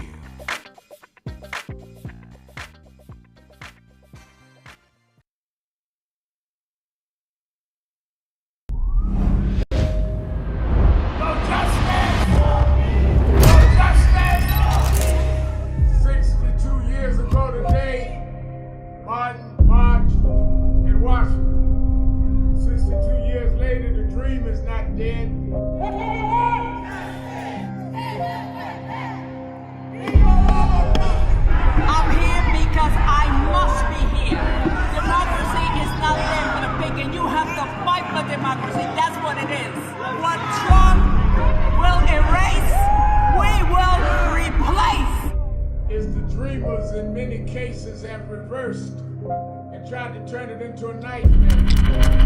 We come to Wall Street rather than Washington this year to let them know you can try to turn back the clock, but you can't turn back time. We gonna keep the dream alive on Wall Street.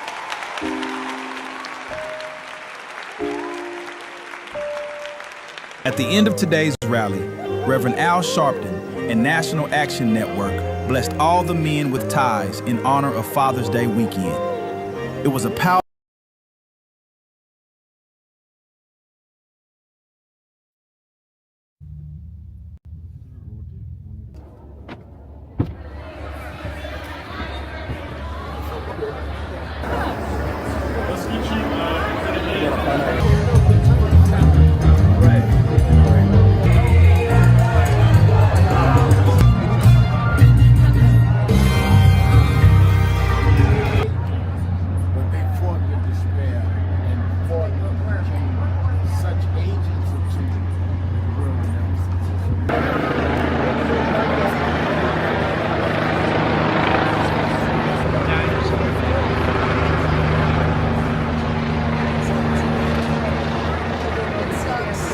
I was surprised to see you here. Kathy Burns. Yeah, Kathy Burns. How are you? And my lovely wife, Lisa.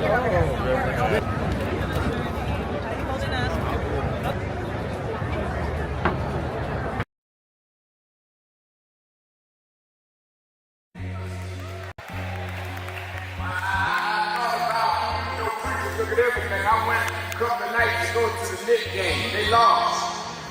Last night I said I'm not even going down there. I'm going to go to bed. I got to fly to Hampton on to Chicago.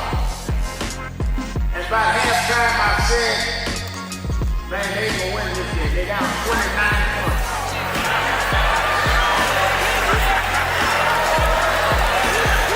And somebody here today, you've been down. They counted you out. People say there's no way you come back. But I come to tell you, don't quit. For there's another half to play. And God will take you and let you win when the odds are against you. I know they talk about you, but preach anyhow. I know sometimes the pews are empty, but preach anyhow. And when you get up almost where you could win, I looked at it last night and Brunson took the shot. It looked like it was going in to win the game, but the shot hit the rim and all hope was gone. But then an African named Boyd OG just stretched through the crowd and he kicked in the winning shot. If you hold on, God will tip your win.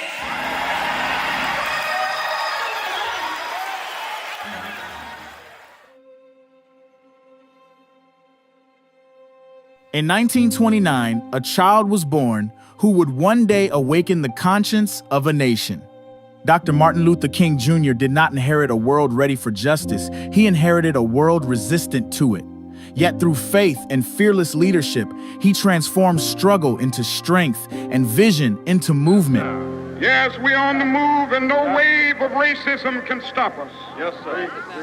The burning of our churches will not deter us. Yes, sir. The bombing of our homes will not dissuade us. Yes, sir. The beating and killing of our clergymen and young people will not divert us. Yes, sir. The wanton release of their known murderers will not discourage us. We're on the move now. Yes, sir. Like an idea whose time has come. Yes, sir. Not even the marching of mighty armies can halt us. Yes, sir. We are moving to the land of freedom. Yes, sir. His dream was never meant to live in history books. It was meant to live through us. And today, that vision still lives.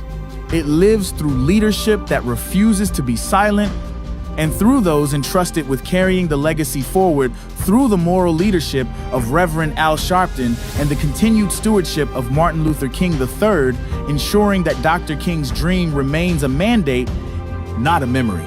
Through National Action Network, that vision remains active, organizing in the streets, advocating in the halls of power, and confronting injustice wherever it exists. Last year, on Dr. King's Day, we stood together and made a vow to keep alive everything Dr. King stood for, not just in word, but in action. We marched, we gathered, and we recommitted ourselves to the work. Since then, the movement has not paused from the National Action Network convention, where leaders came together to organize and build power, to the Keepers of the Dream Gala, an event established in the name of Dr. Martin Luther King Jr., to honor those who actively protect, advance, and live out his vision of justice, equality, and service.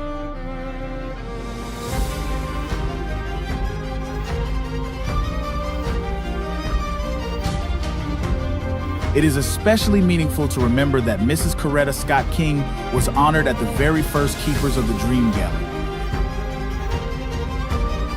A leader who has protested injustice with a passionate, unrelenting commitment to nonviolent action in the spirit and tradition of Martin Luther King Jr.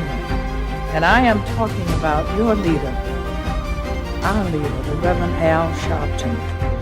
And she did more than honor the dream she protected. At the 2000 March on Washington, Mrs. Coretta Scott King charged Martin Luther King III and Reverend Al Sharpton with the responsibility of carrying forward Dr. King's vision, ensuring that the movement would remain alive, relevant, and unafraid. And to see them today here warms my heart, because indeed the future of our leadership is in good hands, especially with all the others who are here in support of them. And I want to ask first that Martin Luther King III come forth, and then Reverend Al Sharpton. These young men have done an outstanding job, and we need to continue to support them.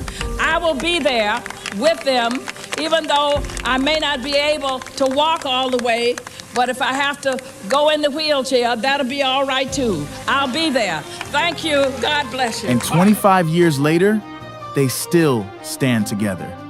On the 28th of August 2025, Reverend Al Sharpton and Martin Luther King III stood side by side once again, not by coincidence, but by calling.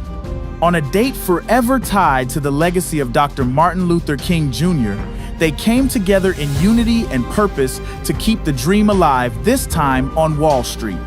Wall Street represents power and too often unchecked inequality. So they showed up to declare that economic justice is civil rights and that accountability must exist wherever power lives. Dr. King taught us that the moral arc of the universe is long, but it does not bend on its own. It bends when people are willing to pull it. And we are still pulling, still standing, still holding up the dream, because the work is not finished and the dream still demands defenders. He is a tireless civil rights leader, a fearless voice for justice, and the president and founder of the National Action Network, which proudly marks its 35th anniversary of fighting for justice, equality, and accountability. Please welcome Reverend Al Sharpton.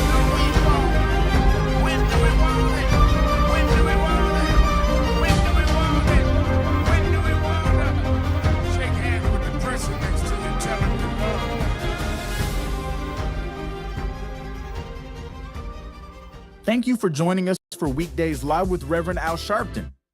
Take the time to share this broadcast right now. Tell your friends it's time to keep it real with Reverend Al. Comment your questions now in the chat or call Reverend Al Sharpton directly on air at 877-532-5797. Now stay tuned for Reverend Al. This is Reverend Al Sharpton. As you watch the broadcast, support National Action Network. Go to www.nationalactionnetwork.net and be involved. You can join. Keeping it real. Keeping it real. I'm your host. www.nationalactionnetwork. Reverend Al Sharpton. Antoine Seawright is our co-host, taking your calls and messages at www.nationalactionnetwork.net, or you can call in at 1-877-532-5797. And let me say again, by way of announcements, Politics Nation with Al Sharpton, live at 5 p.m. Eastern Time, every Saturday and Sunday. And this past week, we had Congressman Mfume, Congressman Abo, on and on. We had the mayor of Evanston, Illinois, who they are fighting because they had began a process of reparations in that town. We had him on. We had various candidates that are running for office. Kentucky. I mean, and we dealt with the issues, but those that are in the middle of the issues. And of course, Antoine Seawright was one of our pundits, commentators this weekend. So watch Politics Nation every Saturday and Sunday. I won't waste your time. 5 p.m. Eastern Time on MS Now. You that are in the New York, New Jersey, and vicinity, be at the Saturday Action Rally.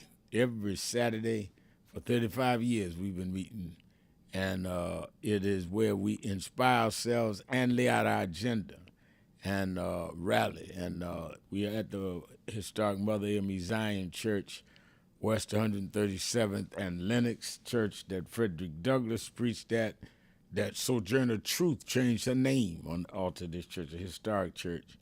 And they've been there temporarily as we get everything cleared to move into the building we have purchased with some of your help. Some of those that have already given were able to tour the building on Saturday. It's quite a landmark in our community. And then, of course, we are asking everyone to sign up early and tell us what you want to do to get you and others to the march on Washington, August 28th. This is not a memorial march. It's not to remember the 63 march, even though it's the same day. It's to continue the 63 march.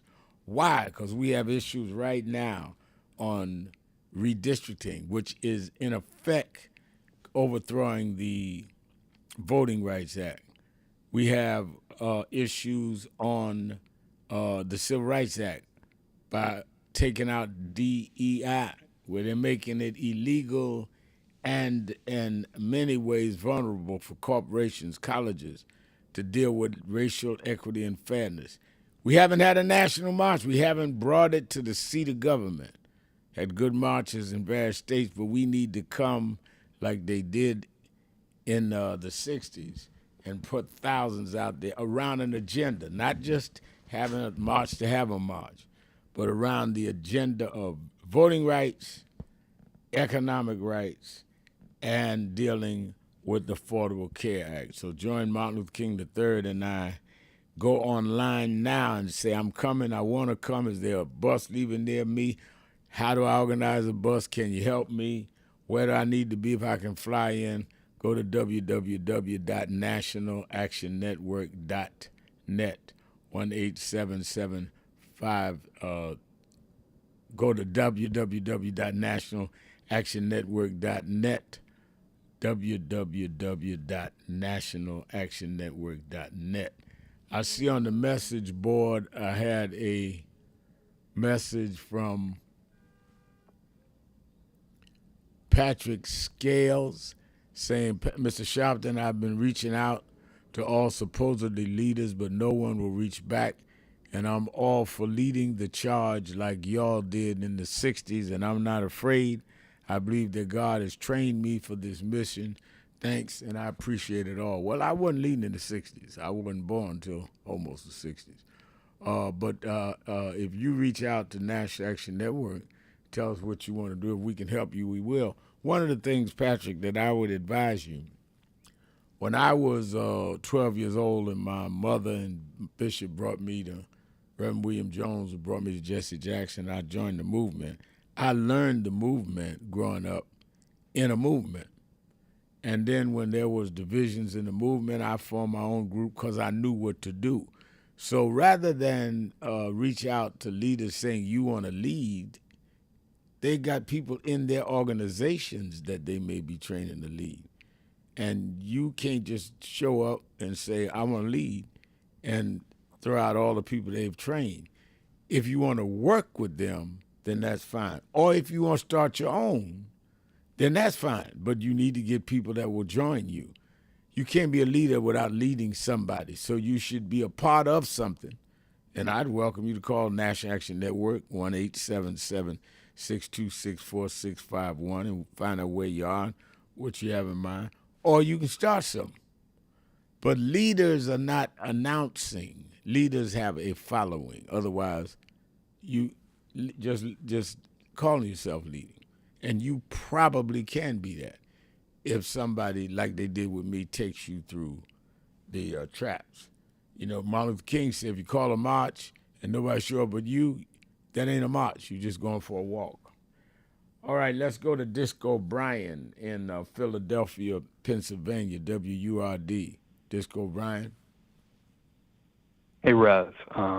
Thank you for having on Congressman Amo. He has all the charisma and intelligence that we keep hearing some people in media attribute to other popular Democrats these days, and I would love to hear more from him. Yeah. And Rev, R.I.P. to Clive Davis. I would take 1,000 executives like him over Elon Musk or Jeff Bezos or Mark Zuckerberg or Rupert Murdoch any day, if we have to pick. But yeah, I agree with that. And like I said, we've disagreed. I've clashed with him on certain things, but he was never disagreeable. He would listen, and that's why Aretha and others stayed with him. But you had some real culprits in the music industry at that time. The mob controlled it, and so that was what you were dealing with. Wow, that's interesting that you say the mob, Rev. Straight out. Something that, Rev, there's something that came up. I have a script. I mean, I just want to say Miles Davis, Alice Coltrane, and next time you're in Philly, Rev, you should come check out the beautiful new mural of the Sun Ra Orchestra, the Afrofuturist Space Jazz Collective. Has a beautiful mural on Green Street here in Germantown. So if people listening on WURD haven't spun by there, it's on Green Street. It's beautiful. And Rev, I want to stay calm today. So I'm not going to name any names, but I just want to ask you and Antoine what y'all would advise those of us who are lifetime Democratic voters. How should we, constituents, again, I'm a lifelong Democratic voter, so how should we address representatives or council people who we may not have supported, let's say, in a primary, but who now will be our representatives?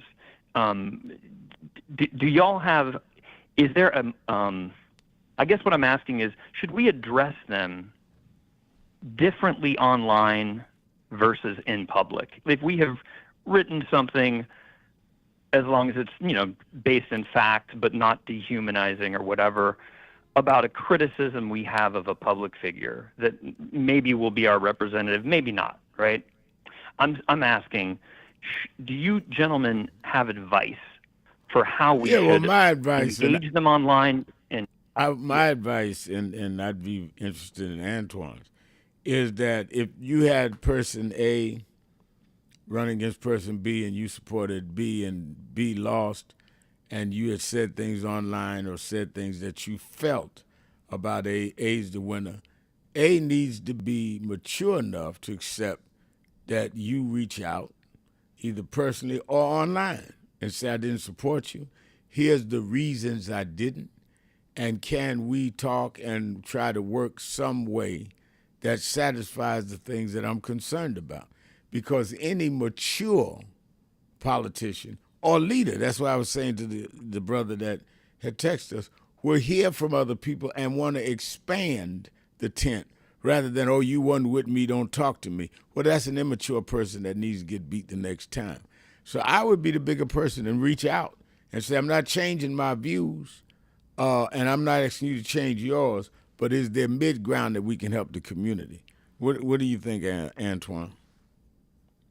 Rev, I always subscribe to the notion that politics, like life, is a game of addition and multiplication, not subtraction or division.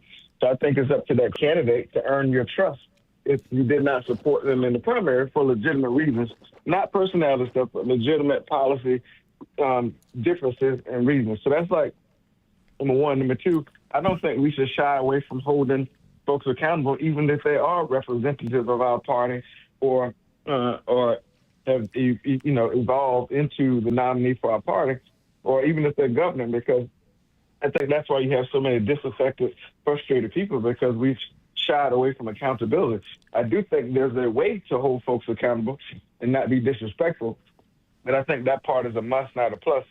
I also think that I still believe there's strength in numbers. I'm an old school Southern Democrat, so I believe there's strength in numbers.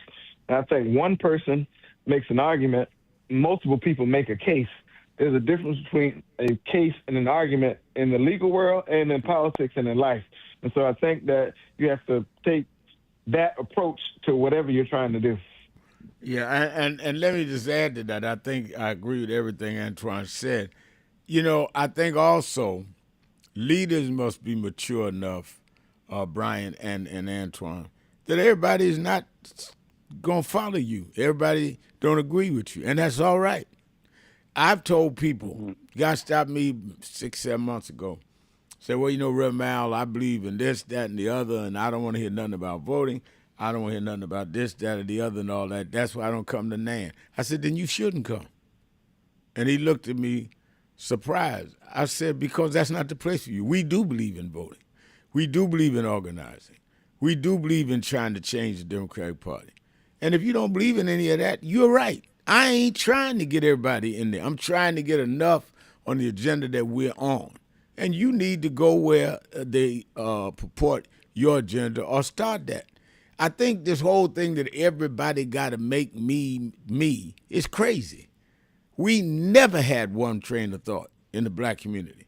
I tell people all the time, we had Dr. King, Malcolm X, Roy Wilkins, Whitney Young, Adam Clayton Powell, Fannie Lou Hamer, Gloria Richardson, all at Thurgood Marshall, all at the same time in the 60s, all at the same time. So why do we get to now and act like we all got to agree on everything? We don't. We never did. But as long as we all have the same goal, we can move our people forward.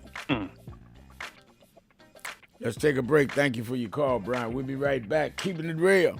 Shopton. Be right back.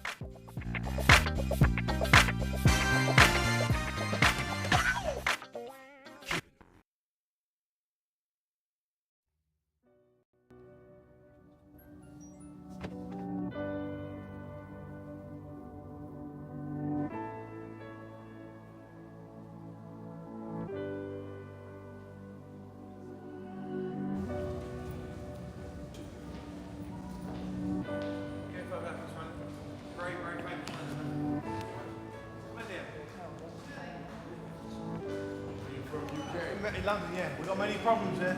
We need you over our side. Yeah, you're invited anytime, please. Whenever you want to come. There we go. Guys! What's up, Doc?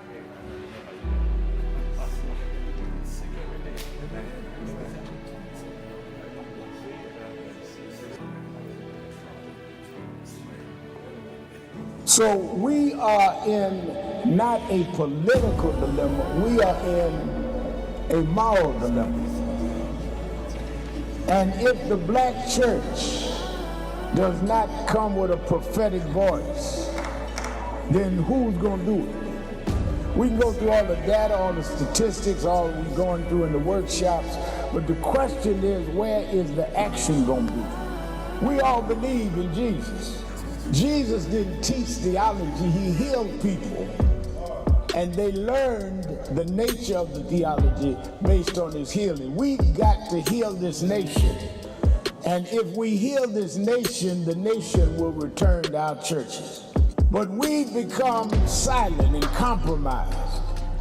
And we try to blame it on, I'm not in this. You are in this. You live it, Your members live it.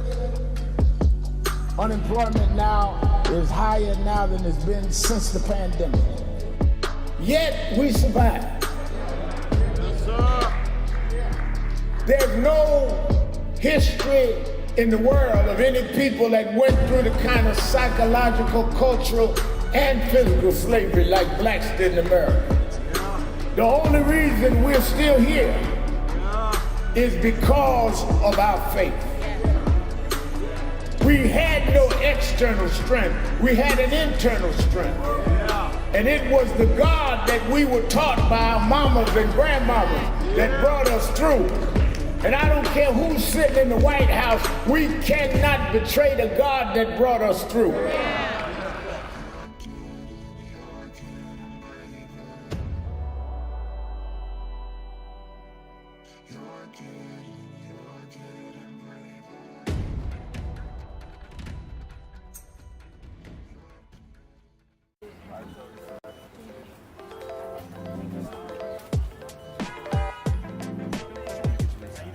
It is such a pleasure to be here with Reverend Sharpton and this entire congregation on Juneteenth weekend to not only celebrate freedom, but recognize the work that is still to be done to ensure that that freedom is within the grasp of each and every New Yorker who has helped to build this city.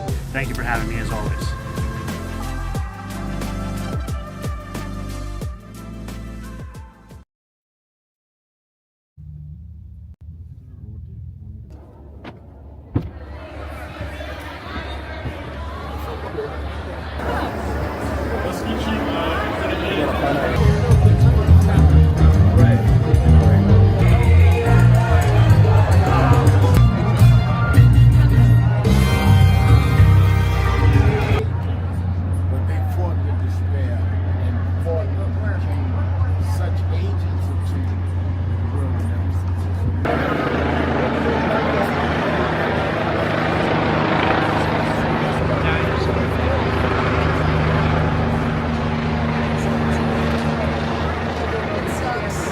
I was surprised to see you here. Kathy Burns. Yeah, Kathy Burns.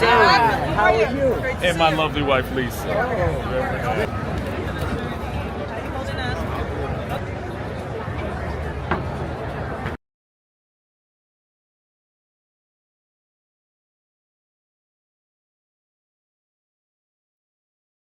Hello, New Orleans.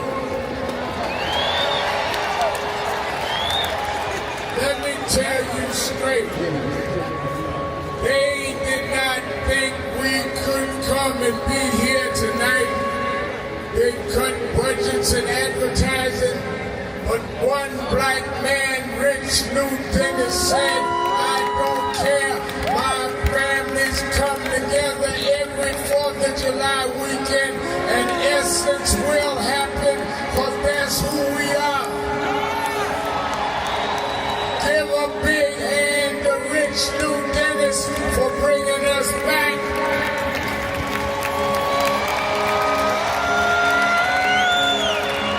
Why do we come? Because the essence of who we are is essential to what made this nation. We built this nation. We made this nation. We created the essential dollars that this nation lives off of.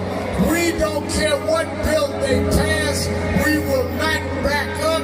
We will not back down. We will not give in. We will not be chased out. We don't care who's in the White House. We will organize our house by house.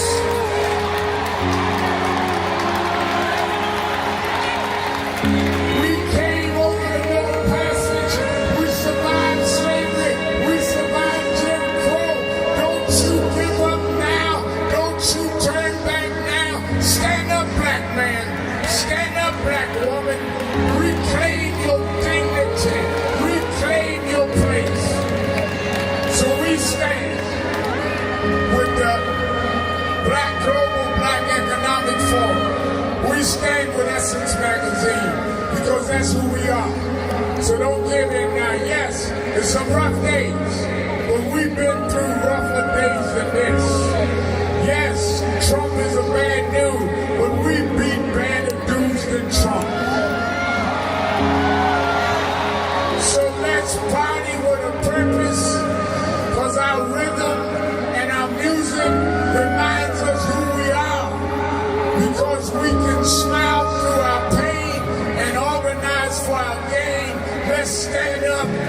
Let's celebrate who we are. Thank you, God bless you.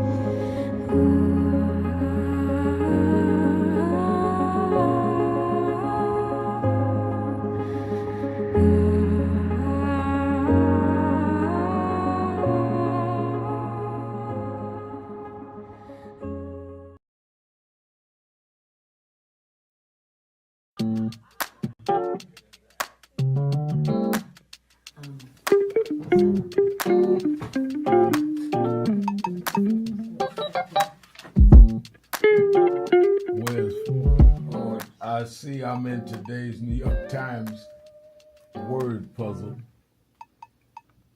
and they're asking what is Al Sharpton's title for short. It's Rev. I didn't know everybody knew that. But the people in the New York Times, they didn't call me Rev. They should call me Reverend. No.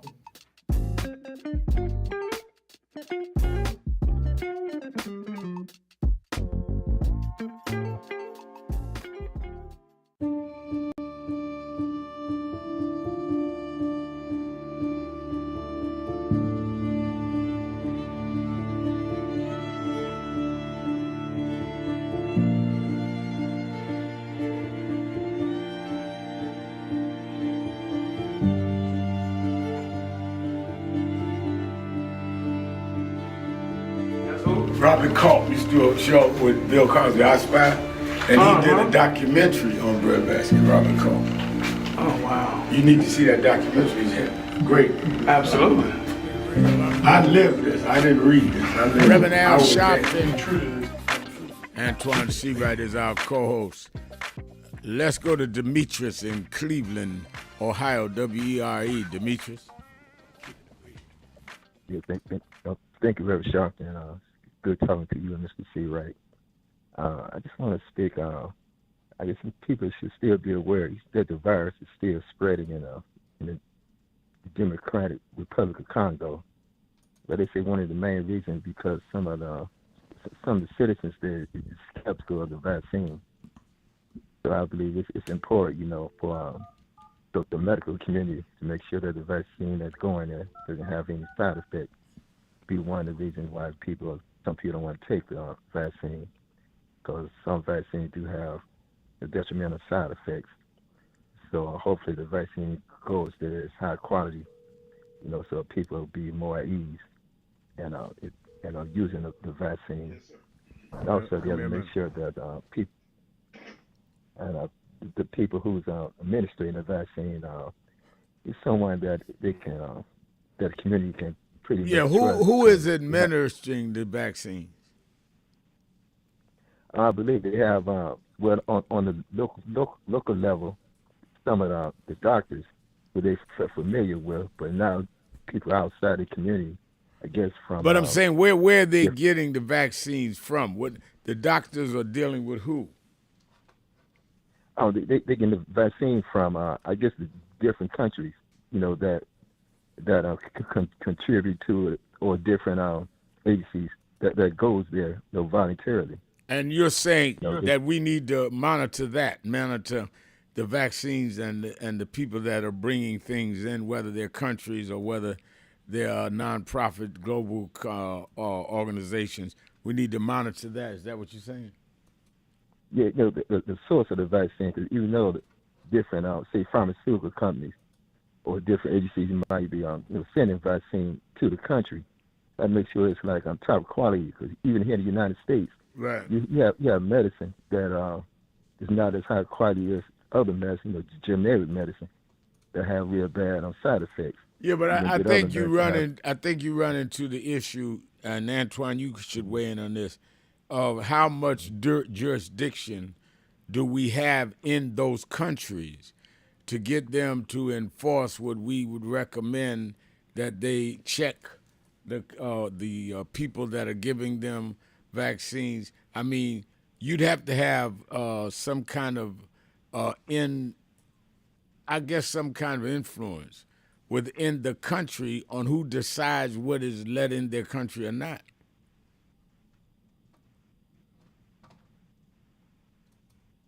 I mean, Antoine, does that not make sense? No, Rev, I think that's right, and there's got to be some sort of agreement between the two countries or between the two territories, if you will, for that to happen. If you remember how complicated it was to get the COVID vaccine to other countries during the midst of COVID, thankfully we had a Biden-Harris administration who was willing to work with other countries to get them access to the same medicines that we had in the United States, because understanding a world outbreak of any kind is a threat to the United States as well. I don't sense that same kind of sentiment from this administration. I think they would be happy if something broke out in the People's Republic and people's lives were at risk, and they can say, "I told you so." Remember, this is the same guy who called African countries asshole countries. So I think it depends solely on the posture of the two countries leading from the United States. Yeah, I think that's right. But thank you for your call. And I see Happiness Donut said it best. She says, Dr. Fauci gone, Demetrius. Yeah, you don't have no Dr. Fauci there now. Soul Gems is saying, watching from Germany. It's like bathing a bit in MLK and Al Sharpton soul families. All right, I'll accept that. I'm an MLK follower and student.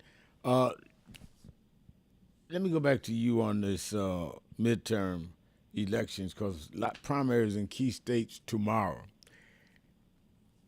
Going back to Brian's point, after the primaries are over, whoever wins in New York and Maryland and Maine and the states that are up, I think that part of you can judge who is, in my opinion, equipped, deserving of leadership, is how the winner and the loser behaves after the election tomorrow, after the nominating process. Because if the loser only supported the process if they won, and now they want to overthrow the process and let the Republicans win because they lost the nominating primary. And if the winner acts like, well, you didn't vote for me, so I'm not talking to you, so they didn't run to govern, they ran to just show they had more support. Talk about the post-primary behavior we should be able to expect from leaders, Antoine. Well, Rev, a few things. One, I take my cues from my mentor and friend, Jim Clyburn. After any election, he always says this to me: when you win, brag gently. When you lose, weep softly. So that's my North Star after any election, win or loss. Secondly, I think that there's no education in the second kick of the mule, as we say down south. And if you know what happened in 2016, when we did not have total consolidation and reconciliation within the Democratic Party, you had people who said they would eat a bowl of S before they vote for our nominee.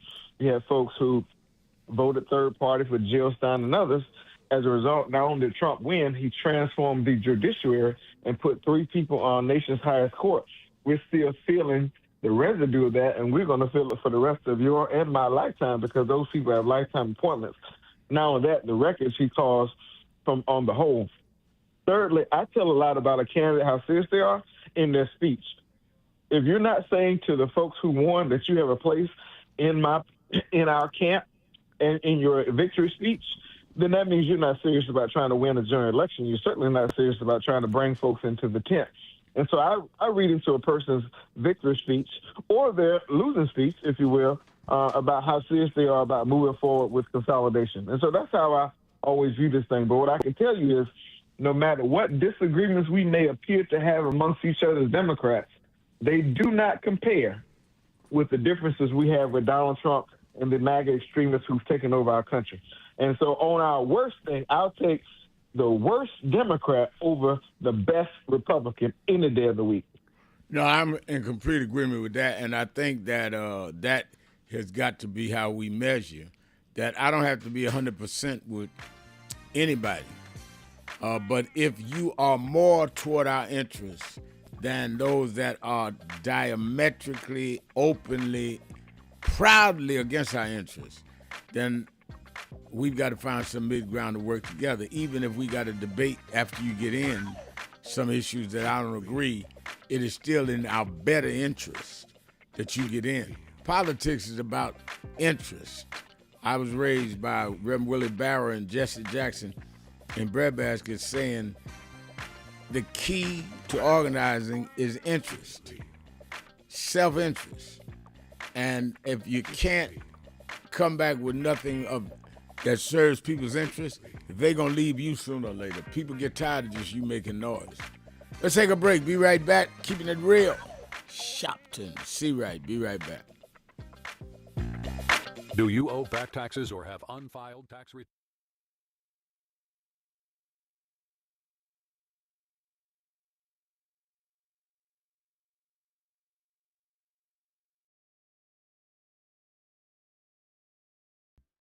Take the time to share this broadcast right now. Tell your friends it's time to keep it real with Reverend Al. Comment your questions now in the chat or call Reverend Al Sharpton directly on air at 877-532-5797. Now stay tuned for Reverend Al. This is Reverend Al Sharpton. As you watch the broadcast, support National Action Network. Go to www.nationalactionnetwork.net and be involved. You can join, take your membership right online, www.nationalactionnetwork.net. Getting ready to start the program, but we need you to be part of the movement.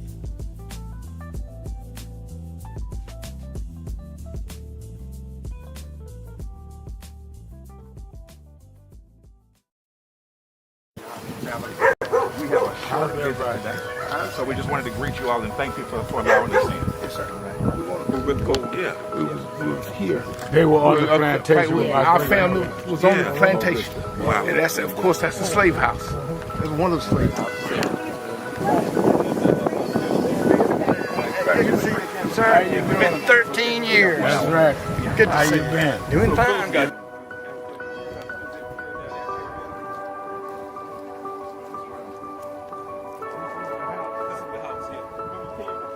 Last time, and we Alexander Shaw.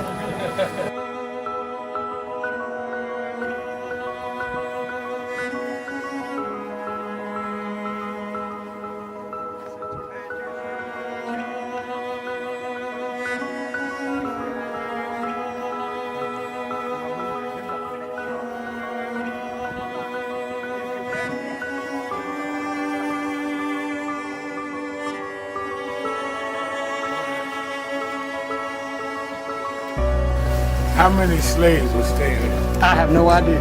This is where they would have a slave. Yeah, that's what, exactly. That was, exactly.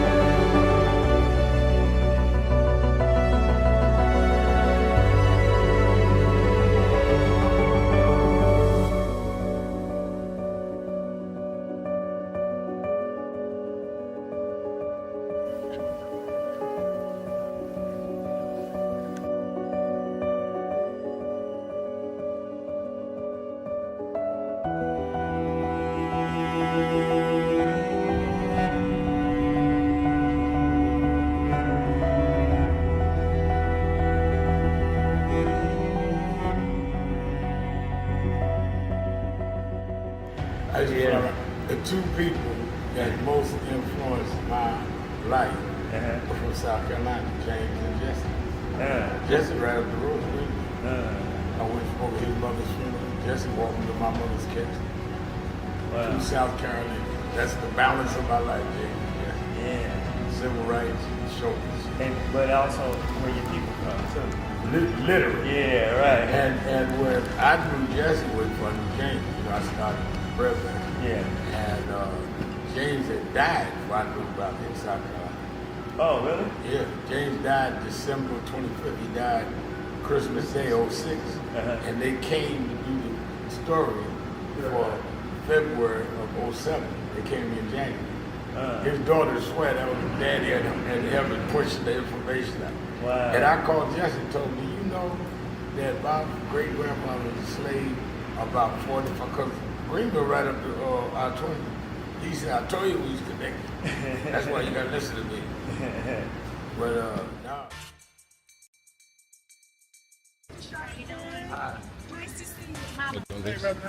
How you doing, sir? All right. It's Claudette Williamson from Atlanta, Georgia. And the last time I saw Reverend Sharpton was in New York City at Sylvia's.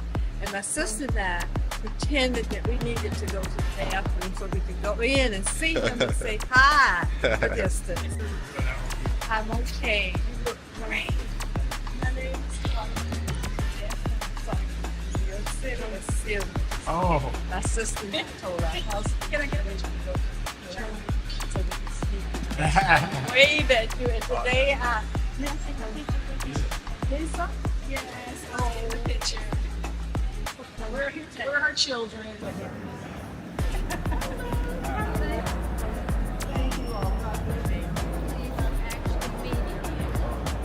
Reverend, it's really great to meet you. And were you in? It's an honor to meet you. Okay, come take a selfie. Thank you. Meet you back there right quick while you momentum.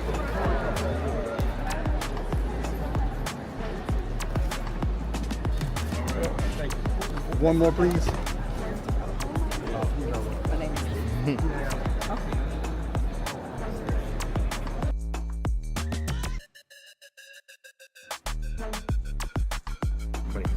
I'm still in clothes. How y'all doing? Oh my God. How you doing? Oh, come on, man. I gotta get a photo. All right. Appreciate you, man. Have a good one, man.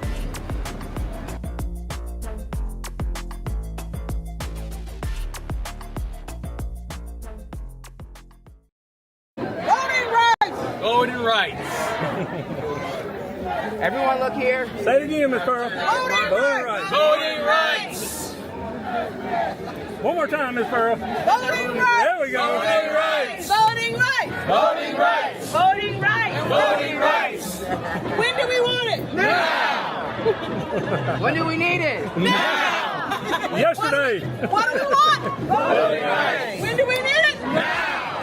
What do we want? Voting rights. When do we need it? Now. Keeping it real. Keeping it real. I'm your host, Reverend Al Sharpton, and we're back. Let's go to D in Atlanta, Georgia, Northwest Atlanta. D.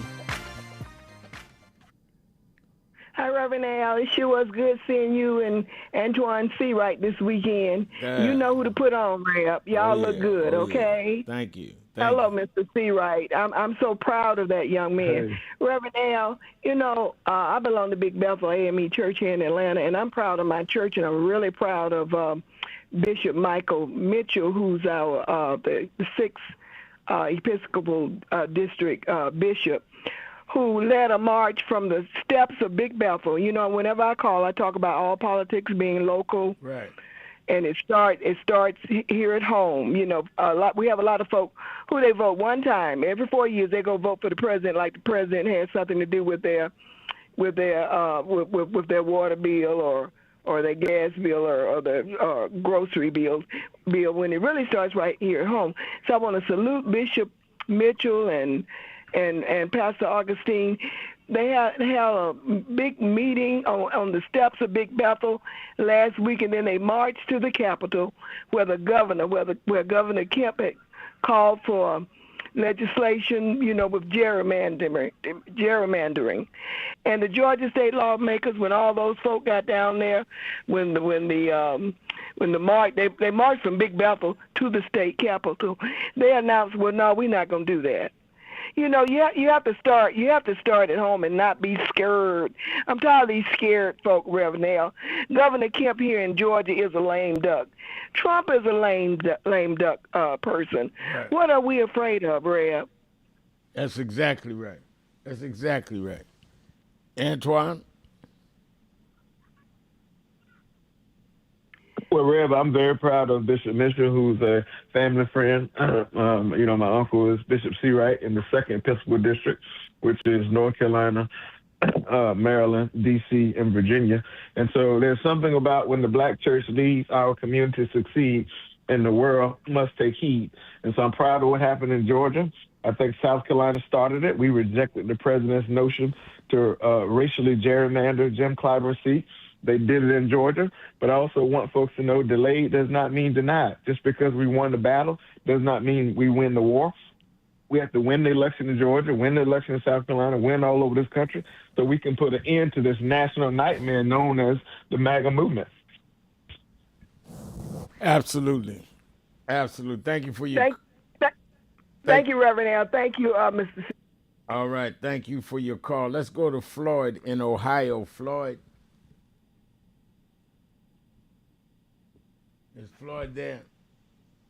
Yeah, how you doing, Rev? I'm good. How are you? How are you? Oh, I'm doing all right. And with all due respect, I just want to say, I think you remember me calling in about a week and a half ago, and I was telling you that that individual that they're talking to all across the United States is me. And I just want to Wait a minute. say a couple things I have about no this. memory at all, so explain to me what you're talking about. Well, that individual that they're talking about. That who is across the talking United about? States, on just about every broadcasting station that there is, and I'm not the only one reading these messages. They're talking about how jealous they are over me being good with numbers.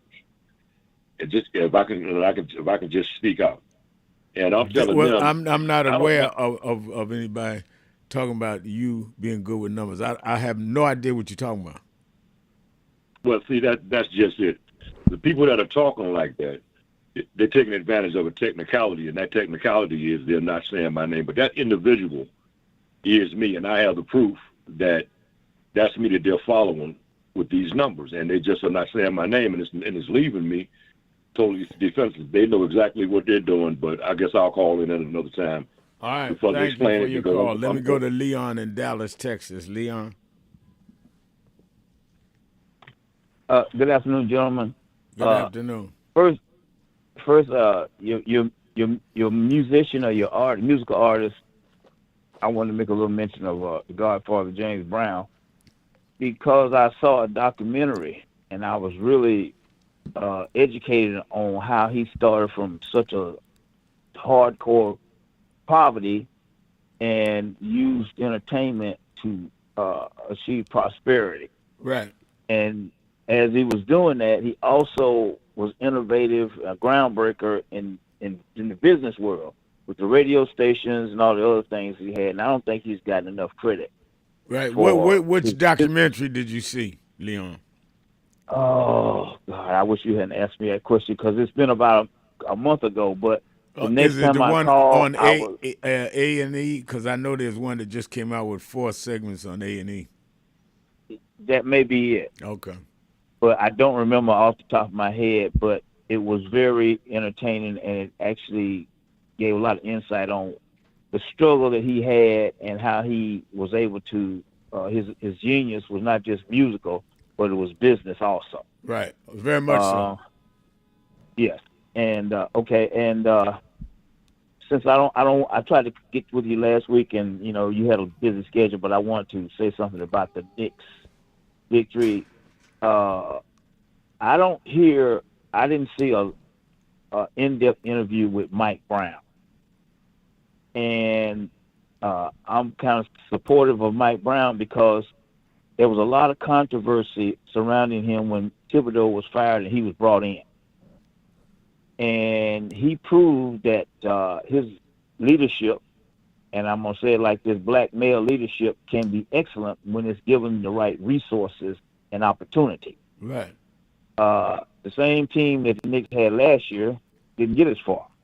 And he was a decided underdog to San Antonio, and through his leadership, in particular when he mentioned after that tip in, when that 29-point comeback, he mentioned in the press conference that he had told OG that he needs to be more toward the offensive board.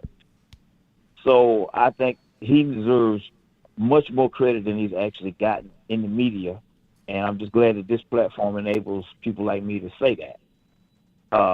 In addition, I've been forced to watch the World Cup, even though I'm not really a soccer person.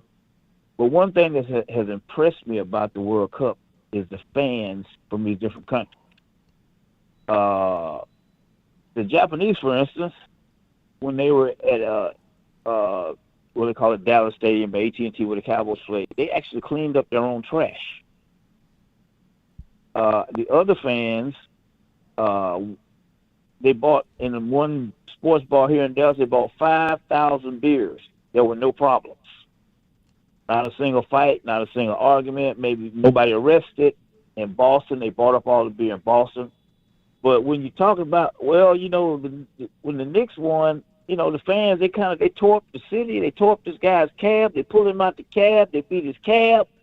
We need to have a paradigm shift on how we celebrate victory in this country. Right. It's these younger people. It's like, wait a minute, we won. Why are you tearing up the town? Why are you snatching this guy out of his cab, who's trying to earn a living, and then beating his cab up, and just fortunately, a rapper who was from a neighboring country saw it, and I saw him on a morning show, network news show, and he donated the guy some money, and now he's helping the guy out. Because the guy says he's scared now to drive his cab.